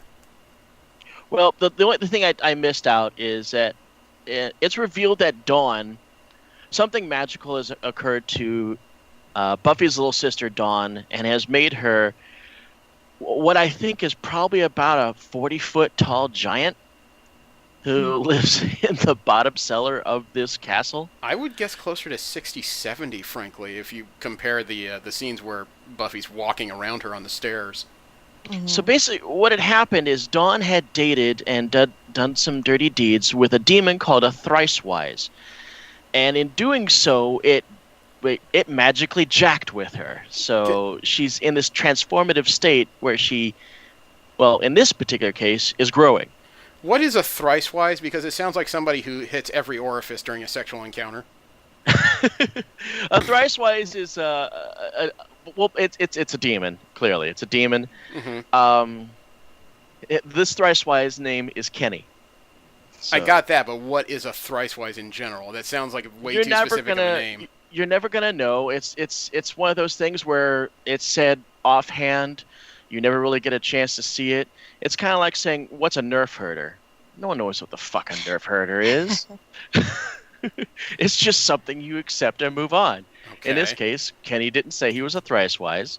She did the dirty deed with him, and she got cursed, and now she's gigantic. Okay. Because that's what happens in the Buffyverse. Oh, yeah. But at the end of the episode, we come back to the general and the former initiative leader, and they're looking at the things that they have found. And of course, he's shocked to see the visage of one of those things, which we'll get into. Mm-hmm. And if you know, if you've watched Buffy the Vampire Slayer, there was a character in there called Amy. She was introduced in the very first season. She was the daughter of a powerful witch. Amy first started off as a definite protagonist supporter. You know, she was a decent kid, wanted to be a decent kid. She accidentally started jacking with magic herself and accidentally turned herself into a rat. Yep. They didn't know what to do about this rat. Willow wasn't powerful enough witch. Nobody had the magic to undo the spell because they're not even sure how she did it, because Amy had like this weird reflexive magic where she was just throwing around transformative spells. Like Hecate, she kept invoking. Yeah. Eventually they stuck her in a steamboat and she started a line of cartoons which turned to a theme park, and it's a whole thing. Well, she ended up being a rat for about 3 years. Yeah. Yeah, so she got de-ratted, I think in season 5, season 6. Okay, that sounds like something you get in a salon. Yeah.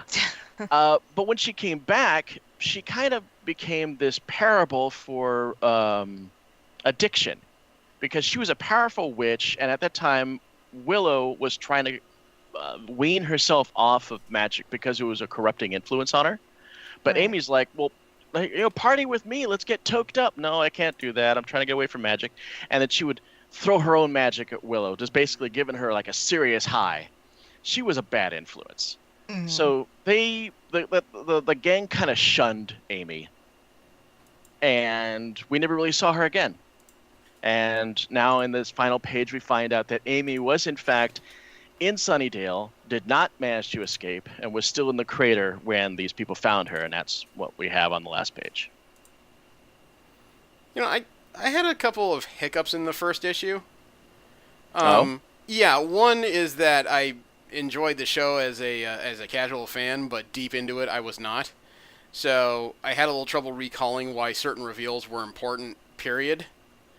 The crater of Sunnydale was a new one on me. I wasn't aware that it occurred. By this time, I was more interested in watching Angel than I was in Buffy. And It did strike out as odd to me that they had all this tactical equipment for their army of Slayers, yet their leader, and most powerful and arguably most important member, decides to jump into the fray with a t-shirt. Yeah, well, that's the Slayer for you. Slayer doesn't necessarily wear armor or gear. Well, that Slayer didn't. The others did. Well, they're all in training. As we see in issue 2, all the Slayers are still being trained by Buffy. As a matter of fact, once we get past the first couple of pages where there's like a massive brawl. There's a mob brawl being run by the Watcher Giles there. Yes. It was interesting to talk about the fact that at one time there really was one Slayer, and there was like a massive Watchers Council that dealt with that Slayer. Well, in season 7, almost all of the Watchers got killed by the big bad of season 7, Caleb, working for the First Evil.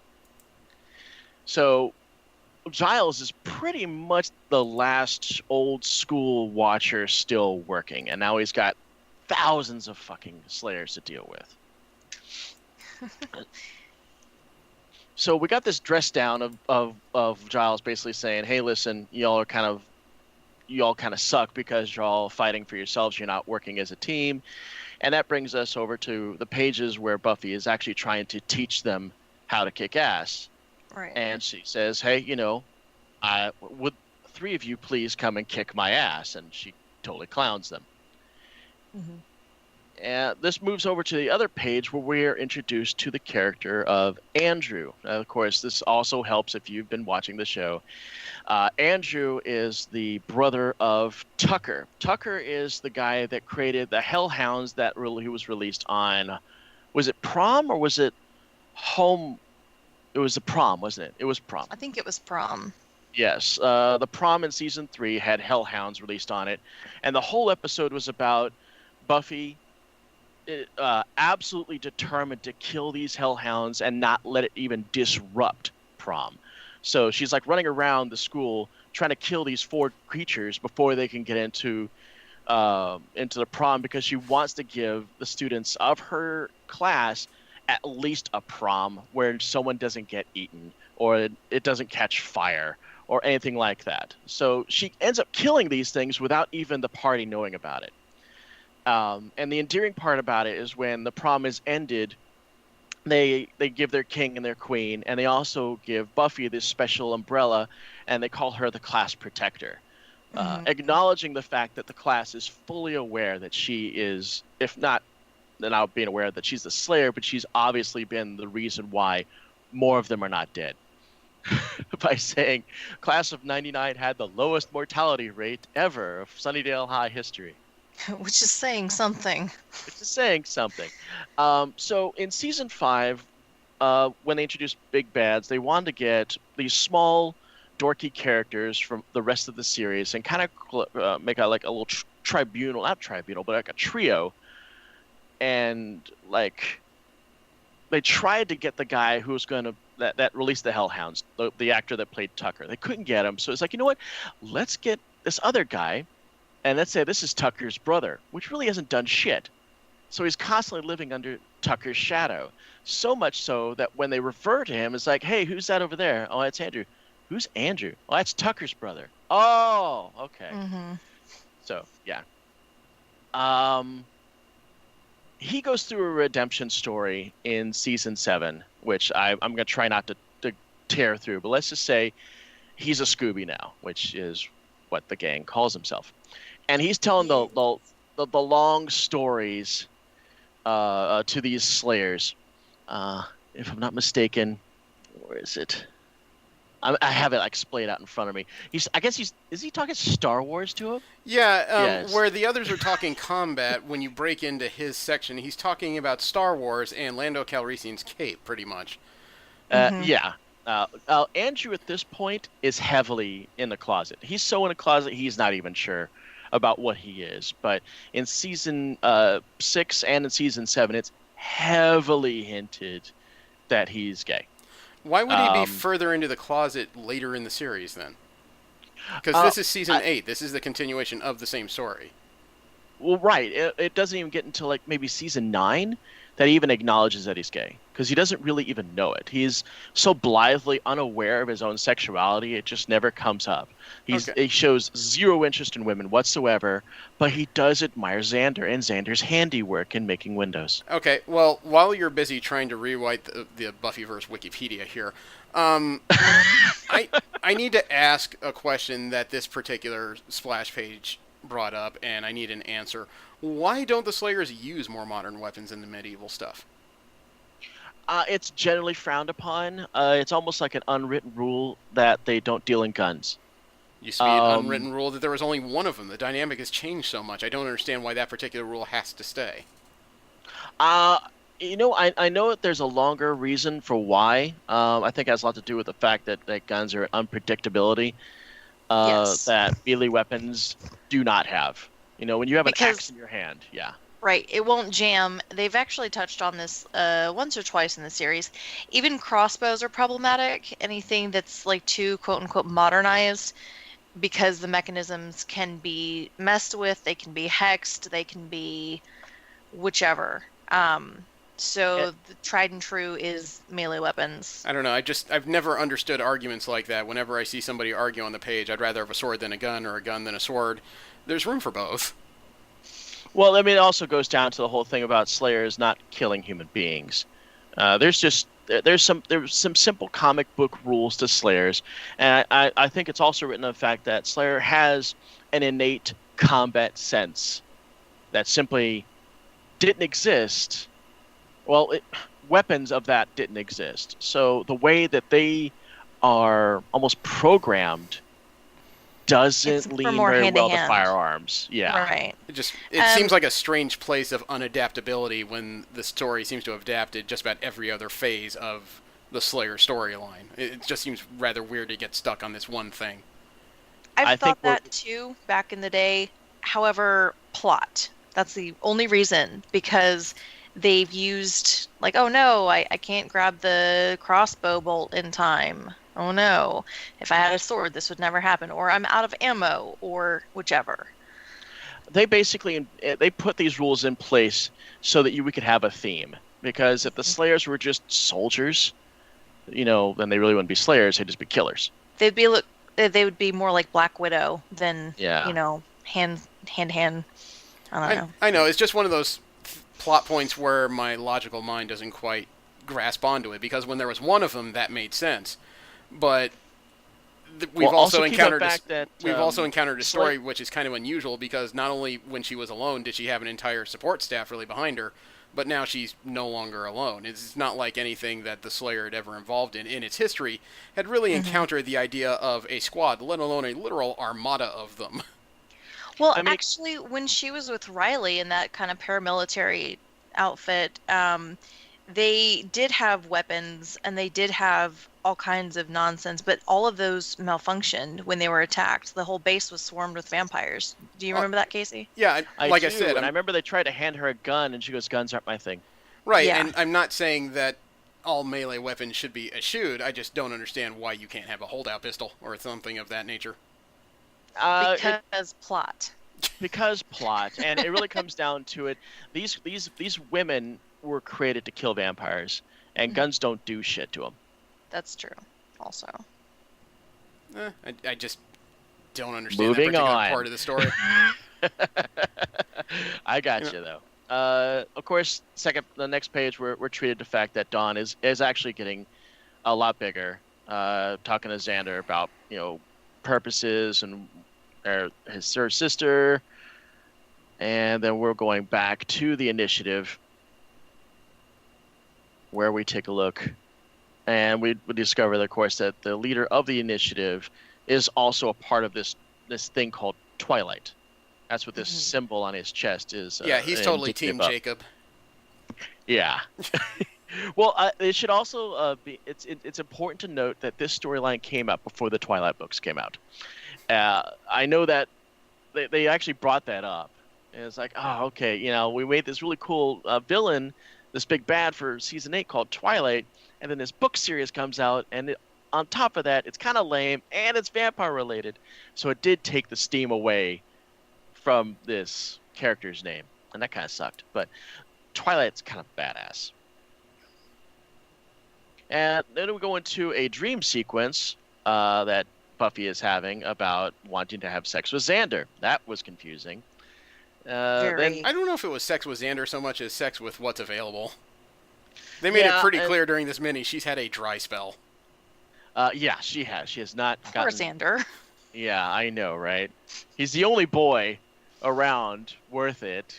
Yeah, which means every time he has to go to the bathroom, he's surrounded by pantyhose and unmentionables that are hanging up in the shower. It's horrible. Yeah, he's probably over it now. Yeah, could you imagine what it's like being surrounded by 30 super strong women whose periods are all synchronized? Oh my god. Oh, jeez. So we find Slayer out that... PMS. Talk about a red tide. Anyway, moving on. Moving on, we discover that Buffy is actually been put to sleep by Amy, who is here to do obviously some revenge shit that we're not really sure about why she's this pissed off. Because, I mean, when last we saw her, she's like, yeah, okay, they didn't really want to talk to her, but, I mean, come back to Scotland with a knife? That's an extreme reaction, Amy. What the fuck is that all about? The gang comes in, they find out what she's all about. Amy's all caught with a knife in her hand, but she still fucking goes for it. And then, well, the knife didn't work. I think it's funny, though, he swooped in, he's like, do you think this is our first rodeo, basically, is what he's saying. He's like, no, we took precautions. We're pros at this now. Did you really think that we would let Buffy sleep without mystical protection? This is an Duh. open wand night at Sunnydale, sweet cheeks. You're dealing with pros. Yeah. Says the guy That's who wants when to be Amy called Sergeant reveals Fury. that Buffy is, in fact, locked in a good old Sleeping Beauty. She is stuck in a dream world, and she can only be brought with a kiss of true love. Which drove me a little nuts because Cue the talking animals. Yeah. they never... No, please not another musical. No, they never... Actually, I like that episode. They never show who kissed her. Oh, I know they kissed did. her. They did. Okay. Yeah, It's they did. been... Did they? Yeah, It they was did. revealed, By issue 4, it was very apparent what happened. Yeah, and Okay, it leads 'cause- into something. I don't want to spoil, but it's not going to be in this. And keep in mind, I'm a huge Buffy fan. If you haven't figured Okay, out Hold by on. listening to me Don't want to babble- spoil this stuff. This came out like 6 years ago. What do you mean don't want to spoil? It's out in the multiverse already. For those who have not read it, or it's been a very long time, I don't remember where this goes. You people are waiting an awful long time. Okay, Satsu. Life happened, okay. Satsu, the Asian Slayer, is The lesbian. one she's complimenting her hair. Got it. Exactly. Is in love with Buffy. Yeah, and that's late in the crap. third issue, Gotcha. after she received the kiss, Buffy sat up yelling cinnamon buns for some reason. Which, Yeah. it wasn't extremely apparent why that was, but as they're gearing up for the rescue Lip op in gloss. the last issue, yeah, she borrows Satsu's lip gloss, puts it on, and she suddenly just looks at it bemused and says, huh, cinnamon. And then just dismisses that and completely forgets what she was thinking about when she woke up. Yeah. Exactly. Foreshadowing. I did catch that. I was like, is that what? Yeah. Okay. You know, I figured they were going to imply something pretty heavily when, for no reason, a person wakes up yelling cinnamon buns. It's either that or she really wants a Cinnabon. So not only has Amy invaded this place to try to kill the Slayer, but she's also brought with her a horde of zombies. And then we're treated to a massive battle with all the Slayers to be fighting zombies. And if you look at the picture, not all the Slayers are kicking ass. I think there's a Slayer in the background. Looks like she's taking a spear through the chest there. So it's rough times for them all. It's a give and take, and I'm going to ask that you speed up a little bit. We're hitting about an hour 40. Okay. Well, getting past this, Amy's think, well, I got this wrapped up. And all of a sudden, boom, big reveal. Willow shows up. And then we go Yay. into issue 3. Now, I was a can big fan of that. Can I cut in for just a moment? Because you're not going to believe this.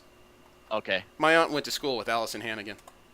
Oh, No really? way. Yeah, I used to live in Central California when my aunt and uncle, when they were about 15, 16, no, actually it was closer to 12, 16, when they were going to school in L.A., I would visit every once in a while as a kid, and every once in a while my aunt would have this study partner that would show up, and for years I kept having these flashes when I would watch Buffy that I know this person. Why do I know this person? I feel like I know this person and asked her What? questions, but she was like a foot taller than me. Why do I have this image?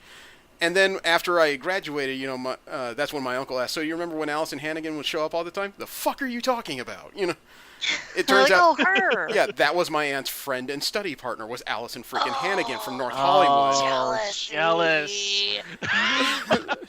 I had the meanest crush on Allison Hannigan when this show was on. I have a mean thing for redheads, so yeah, when he told me that, all of a sudden it's like I had both an erection and blue balls at the same time. This sucks, you know. Oh, Jesus. She Well, was my favorite character. Spoiler alert, Allison Hannigan's real hair color is brown. She just colors it red. I know. No. I know. Still, Yeah. it worked for me, No, though. no. you know? My Stepmother is an Alien is her first movie, and that's actually where you'll see her true hair color. Yeah, that's back I before I knew refuse. the distinction I between, refuse. you know, natural and bottle. But anyway, please continue. Yes, okay, so we get into issue 3, And there's a man in Buffy's dream who's referring to her as my love, and it's heavily implied that we should know who this is. This actually turns out to be Rupert Giles' old schoolmate, Ethan Rayne. Now, if you don't know who Ethan Rayne is, or you don't know what Buffy is, Ethan Rayne is a worshiper of chaos, or the Greek god Janos, the two-faced god. That's he worships chaos. That he digs on that. So he's all in on this. But in his dream space, it looks like what he's trying to do is help her out, which is rare because when Ethan shows up, it's usually dumb shit happens. Like, oh, hey, it's Halloween. I'm going to turn everybody into the costumes that they're wearing. So I love that one. I love that one. Xander's dressed up as an army guy. Well, he's an army guy. Willow's got a sheet over her head because she's wearing a sexy outfit. She's a ghost now. And yeah, chaos ensues. I don't. And then, what was the name of that episode? Well, anyway, it was a Halloween episode. Next time we see Ethan Rayne, he's come and he's infected the band candy that they're selling, which completely removes their inhibitions, or it makes the adults like teenagers. Yeah, they devolve in their brain or something. They revert to childhood or something. And this, of course, brings up the the event where Rupert Giles, Buffy's watcher, and Buffy's mom hook up. Yeah, that was awkward. Yo, that was awkward. Whedonverse Council, clock. So that's what's going on. Ethan Rayne is basically trying to help Buffy. I believe it is. It's been a while since I actually read this. I kind of had to scan over it. Yeah, okay, here we are. We're in your dream space. It's a very fascinating place. Let's check out this big picture of you doing a sandwich between Spike and Angel. All right. We go back. We got Amy going up against Willow. Magic's getting thrown. This is the way it is. Willow kind of clowns her. And had one of the weirdest explanations of magic I've ever seen. It almost looked like a South Park queef joke, frankly. What does? The beam that's coming out from under her skirt, I suppose that's supposed to be her feet, but straight down into the castle and arcs out in a wave. Well, she's a beacon of power. I understand it's a beacon of power, but it really looks like she had to expel some gas. Well, whatever she did, she made all the zombies suddenly want to dance with all the Slayers. And that's basically what happens there. See, this is the birth of Twilight, right here. Yeah, she's clowning on Amy because really comes down to it, Amy is kind of a scrub when it compared to the Rosenberg, and that's Willow and her super magical charge. To be fair, though, she did get the better of her. She did. You know, she ropo-doped moving hard. forward, we got Ethan Rayne kind of walking Buffy through her mindscape, where we see Gamoran guards, Amy's old rat cage. I'm trying to go through this as quick as possible because I know that we're running a little on time. Yep. And that's when we come to the real world, where we find out that, Buffy has received her kiss and, like you said, cinnamon buns. Or, I just had the weirdest dreams. About cinnamon buns, yeah. Yeah. Yeah. One of my favorite parts of this had to be when they're calling Andrew to see what's going on with him. And you see him, he's obviously been playing strip poker with a bunch of the Slayers. One of them is about to take her bra off. And he's like, dude, I'm so bored here. Yeah. Yeah, your life You'd be sucked. so bored. But yeah, I feel like I'm jawing way too much about this. Joanna, take it over because I know you're a fangirl like I am. Well, you're a fangirl? I'm a fangirl, I admit this. Wow.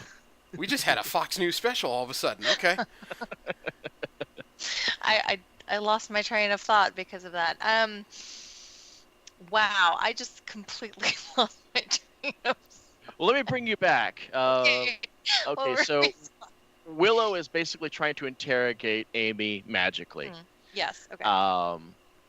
And that's when Xander comes in, and that's what they're talking about. Hey, who kissed me? Because Buffy doesn't know. Yeah, and then distraction. There's this portal opening. Amy gets sucked through, and so does Willow. And she's like, "It's a trap," and she can't say it's a trap, but classic, Star Wars reference.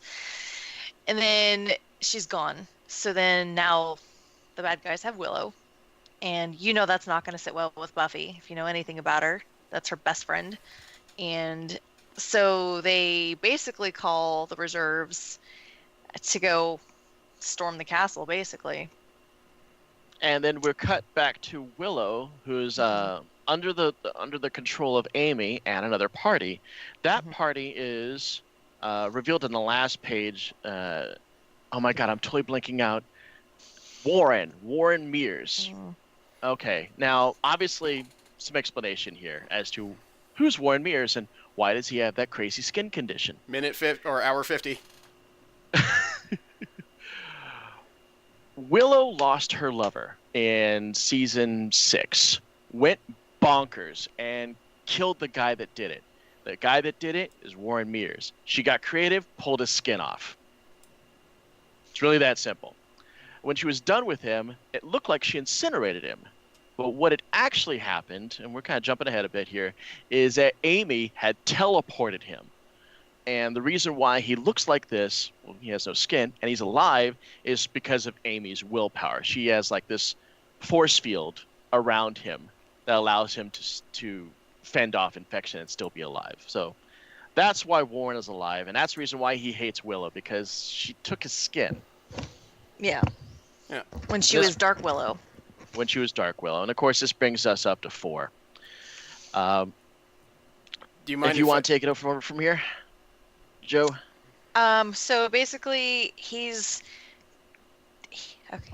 got her. He's obviously gleefully exacting revenge or trying to, and he's zapping her energy or her life force? Yeah. Draining it or consuming it. I wasn't too sure on that one. They basically have a manacle system where every time she expends power, it flows into the manacles holding her. The more power she expends, the harder they hold her. But at the same time, she needs to expend power because he's more or less jamming things through her eye socket into her brain to slowly lobotomize her. Right. Yeah. And issue 4 also kind of gives you a little bit of background on the stuff I was just talking about. You see Warren when he was captured and he was strung up, and of course the magic that is his skin. Yeah. Yeah. I guess the quickest summary would be that once the Slayer party manages to force the portal back open, they have enough time to send Buffy and possibly one other person, and she chose Satsu to watch her back. Not because of the kiss, she's still unaware of who did that, but because she trusts Satsu's ability to be her, not partner, but just be her agent in this particular moment. And long story short, yeah, they succeed. They push back the bad guys. Amy and Warren are forced to retreat.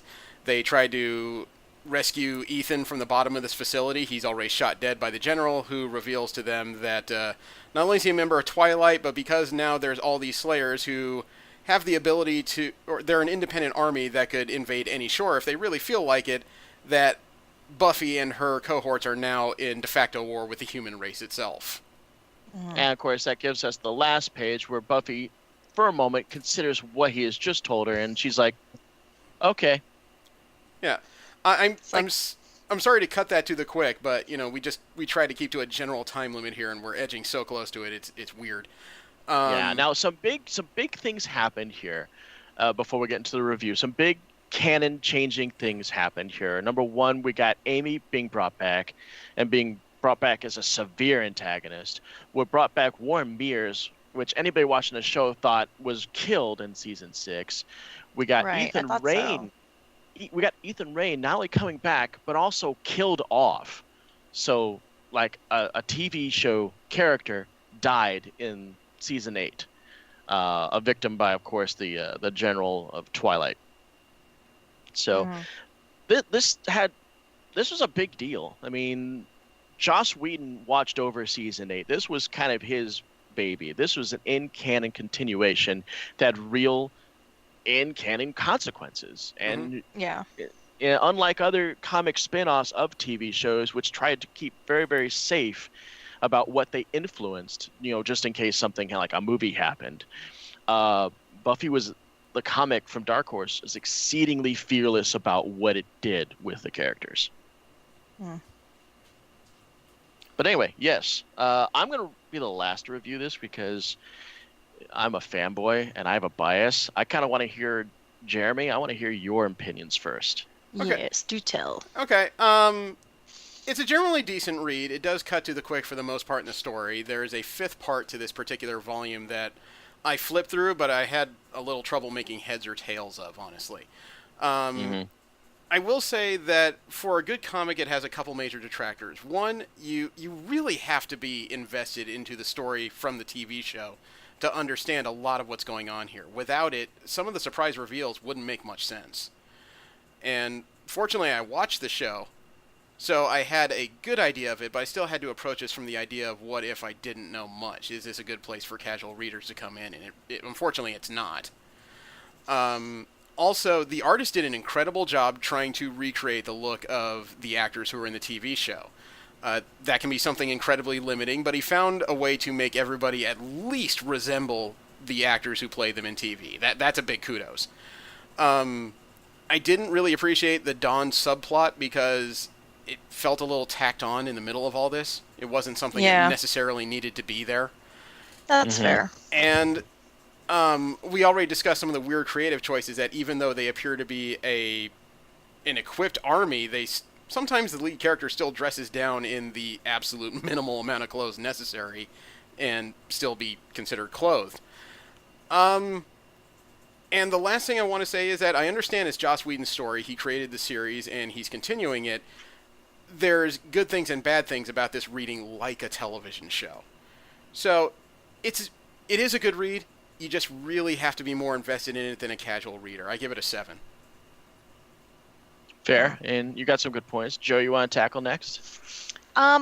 Okay, so I'm also a huge Buffy fan. I liked that it did pick up and it did have callbacks. There are the change-ups that you mentioned. I mean, I'm not going to go back to those, but they kind of worked for the plot. I mean, they were used strictly for plot. I don't know if they were changed intentionally or they forgot maybe how those characters were supposed to play out. Maybe little column A, little column B. Overall, I think the dialogue is true to the characters and the artwork is good. I enjoy it. I actually have a collection of the omnibus of the Dark Horse series, and I would give this a 9. I like the story, like the plot, the artwork, everything. I do agree with Jeremy, though, if you're getting into Buffy, don't know anything about the universe or the setting, this wouldn't be a good entry. You would need to watch all of the seasons and then get into the comic continuation. But overall, it's pretty smooth transition from the show. I gotta agree with both of y'all on a lot of different things here. I'm gonna go in as saying that I'm a bit more than your typical Buffy fan. I would cater to say, yeah.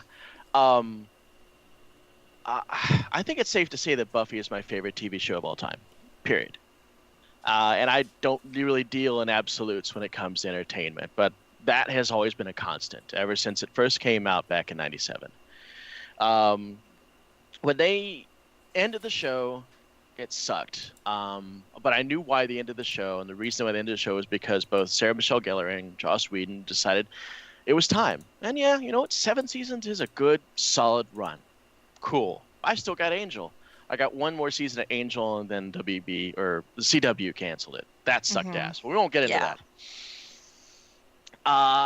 I enjoyed this because it was season 8. It wasn't the old Buffy the Vampire Slayer comic that Dark Horse fired up like way back in the early Double Odds, which took place, I think, between season 2 and 3. That was more suited for your casual reader who could just jump in. You don't really need to know what's going on. Not a whole lot of continuity. Nothing is really there's nothing to be lost. You know, there's no real consequences. This is some lighthearted Buffy reading. Enjoy.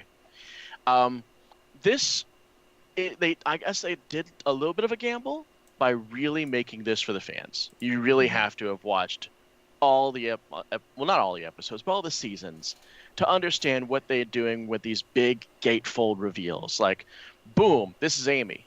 You better know who Amy is. Now, If you do, cool. If you don't, oh, well, that sucks for you. You're really reading the wrong comic. And then, boom, this is War Mirrors. He's skinless. If you've watched the show, you know exactly who the fuck this is. You don't need to be told. And reading this as a fan, I'm like, holy shit. I actually said that reading the comic when War Mirrors showed up. Because that's when the comic got serious. It brought back a character that we knew was dead. And now here he is getting his revenge on his potential murderer. And he's brought Amy, who was the woman that tried to get Willow into dark magic to begin with. These people suck. Here they are. They're villains. This is great. I love this. When I first got into this, I wasn't a fan of the art.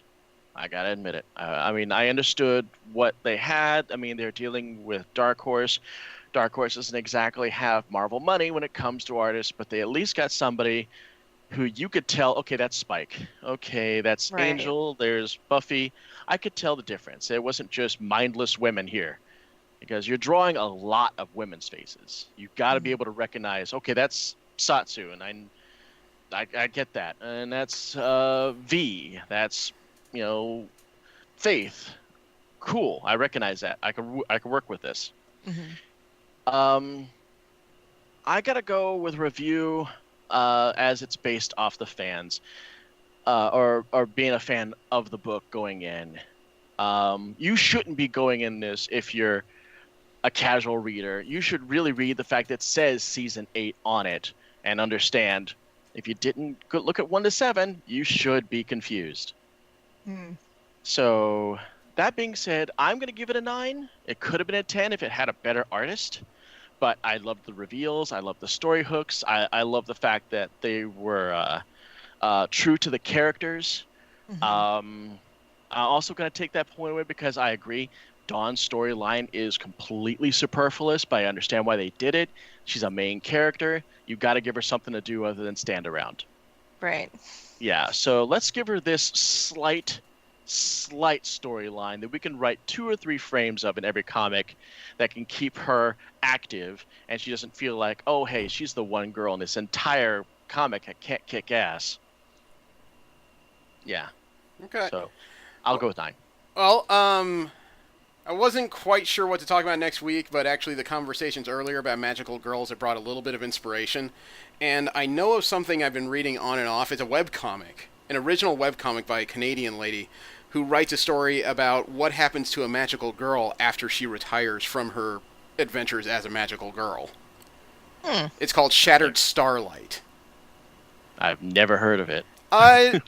You know, it's an original story, and I was kind of sold on the idea that this was a Canadian magical girl whose focus of power, instead of being a wand or some kind of bizarre watch or belt buckle, it's a hockey stick. Nice. 'Cause Canada, yeah. Yeah. Right? So that's awesome. There isn't too much of it. We can read through the prologue in the first chapter. That's just 53 pages. Okay. All right. Okay. So it'll be something simple to read. Thank you very much for tuning in. I hope you come back next week. I'm sure we'll have the Zima, and we'll get some more bottles and James wine coolers as well. Thank you very much. Have a great one. I am Jeremy. I'm Joanna. I'm that fanboy Casey. He's a fangirl. Get it right. Thank you very much. Fangirl. Have a great one.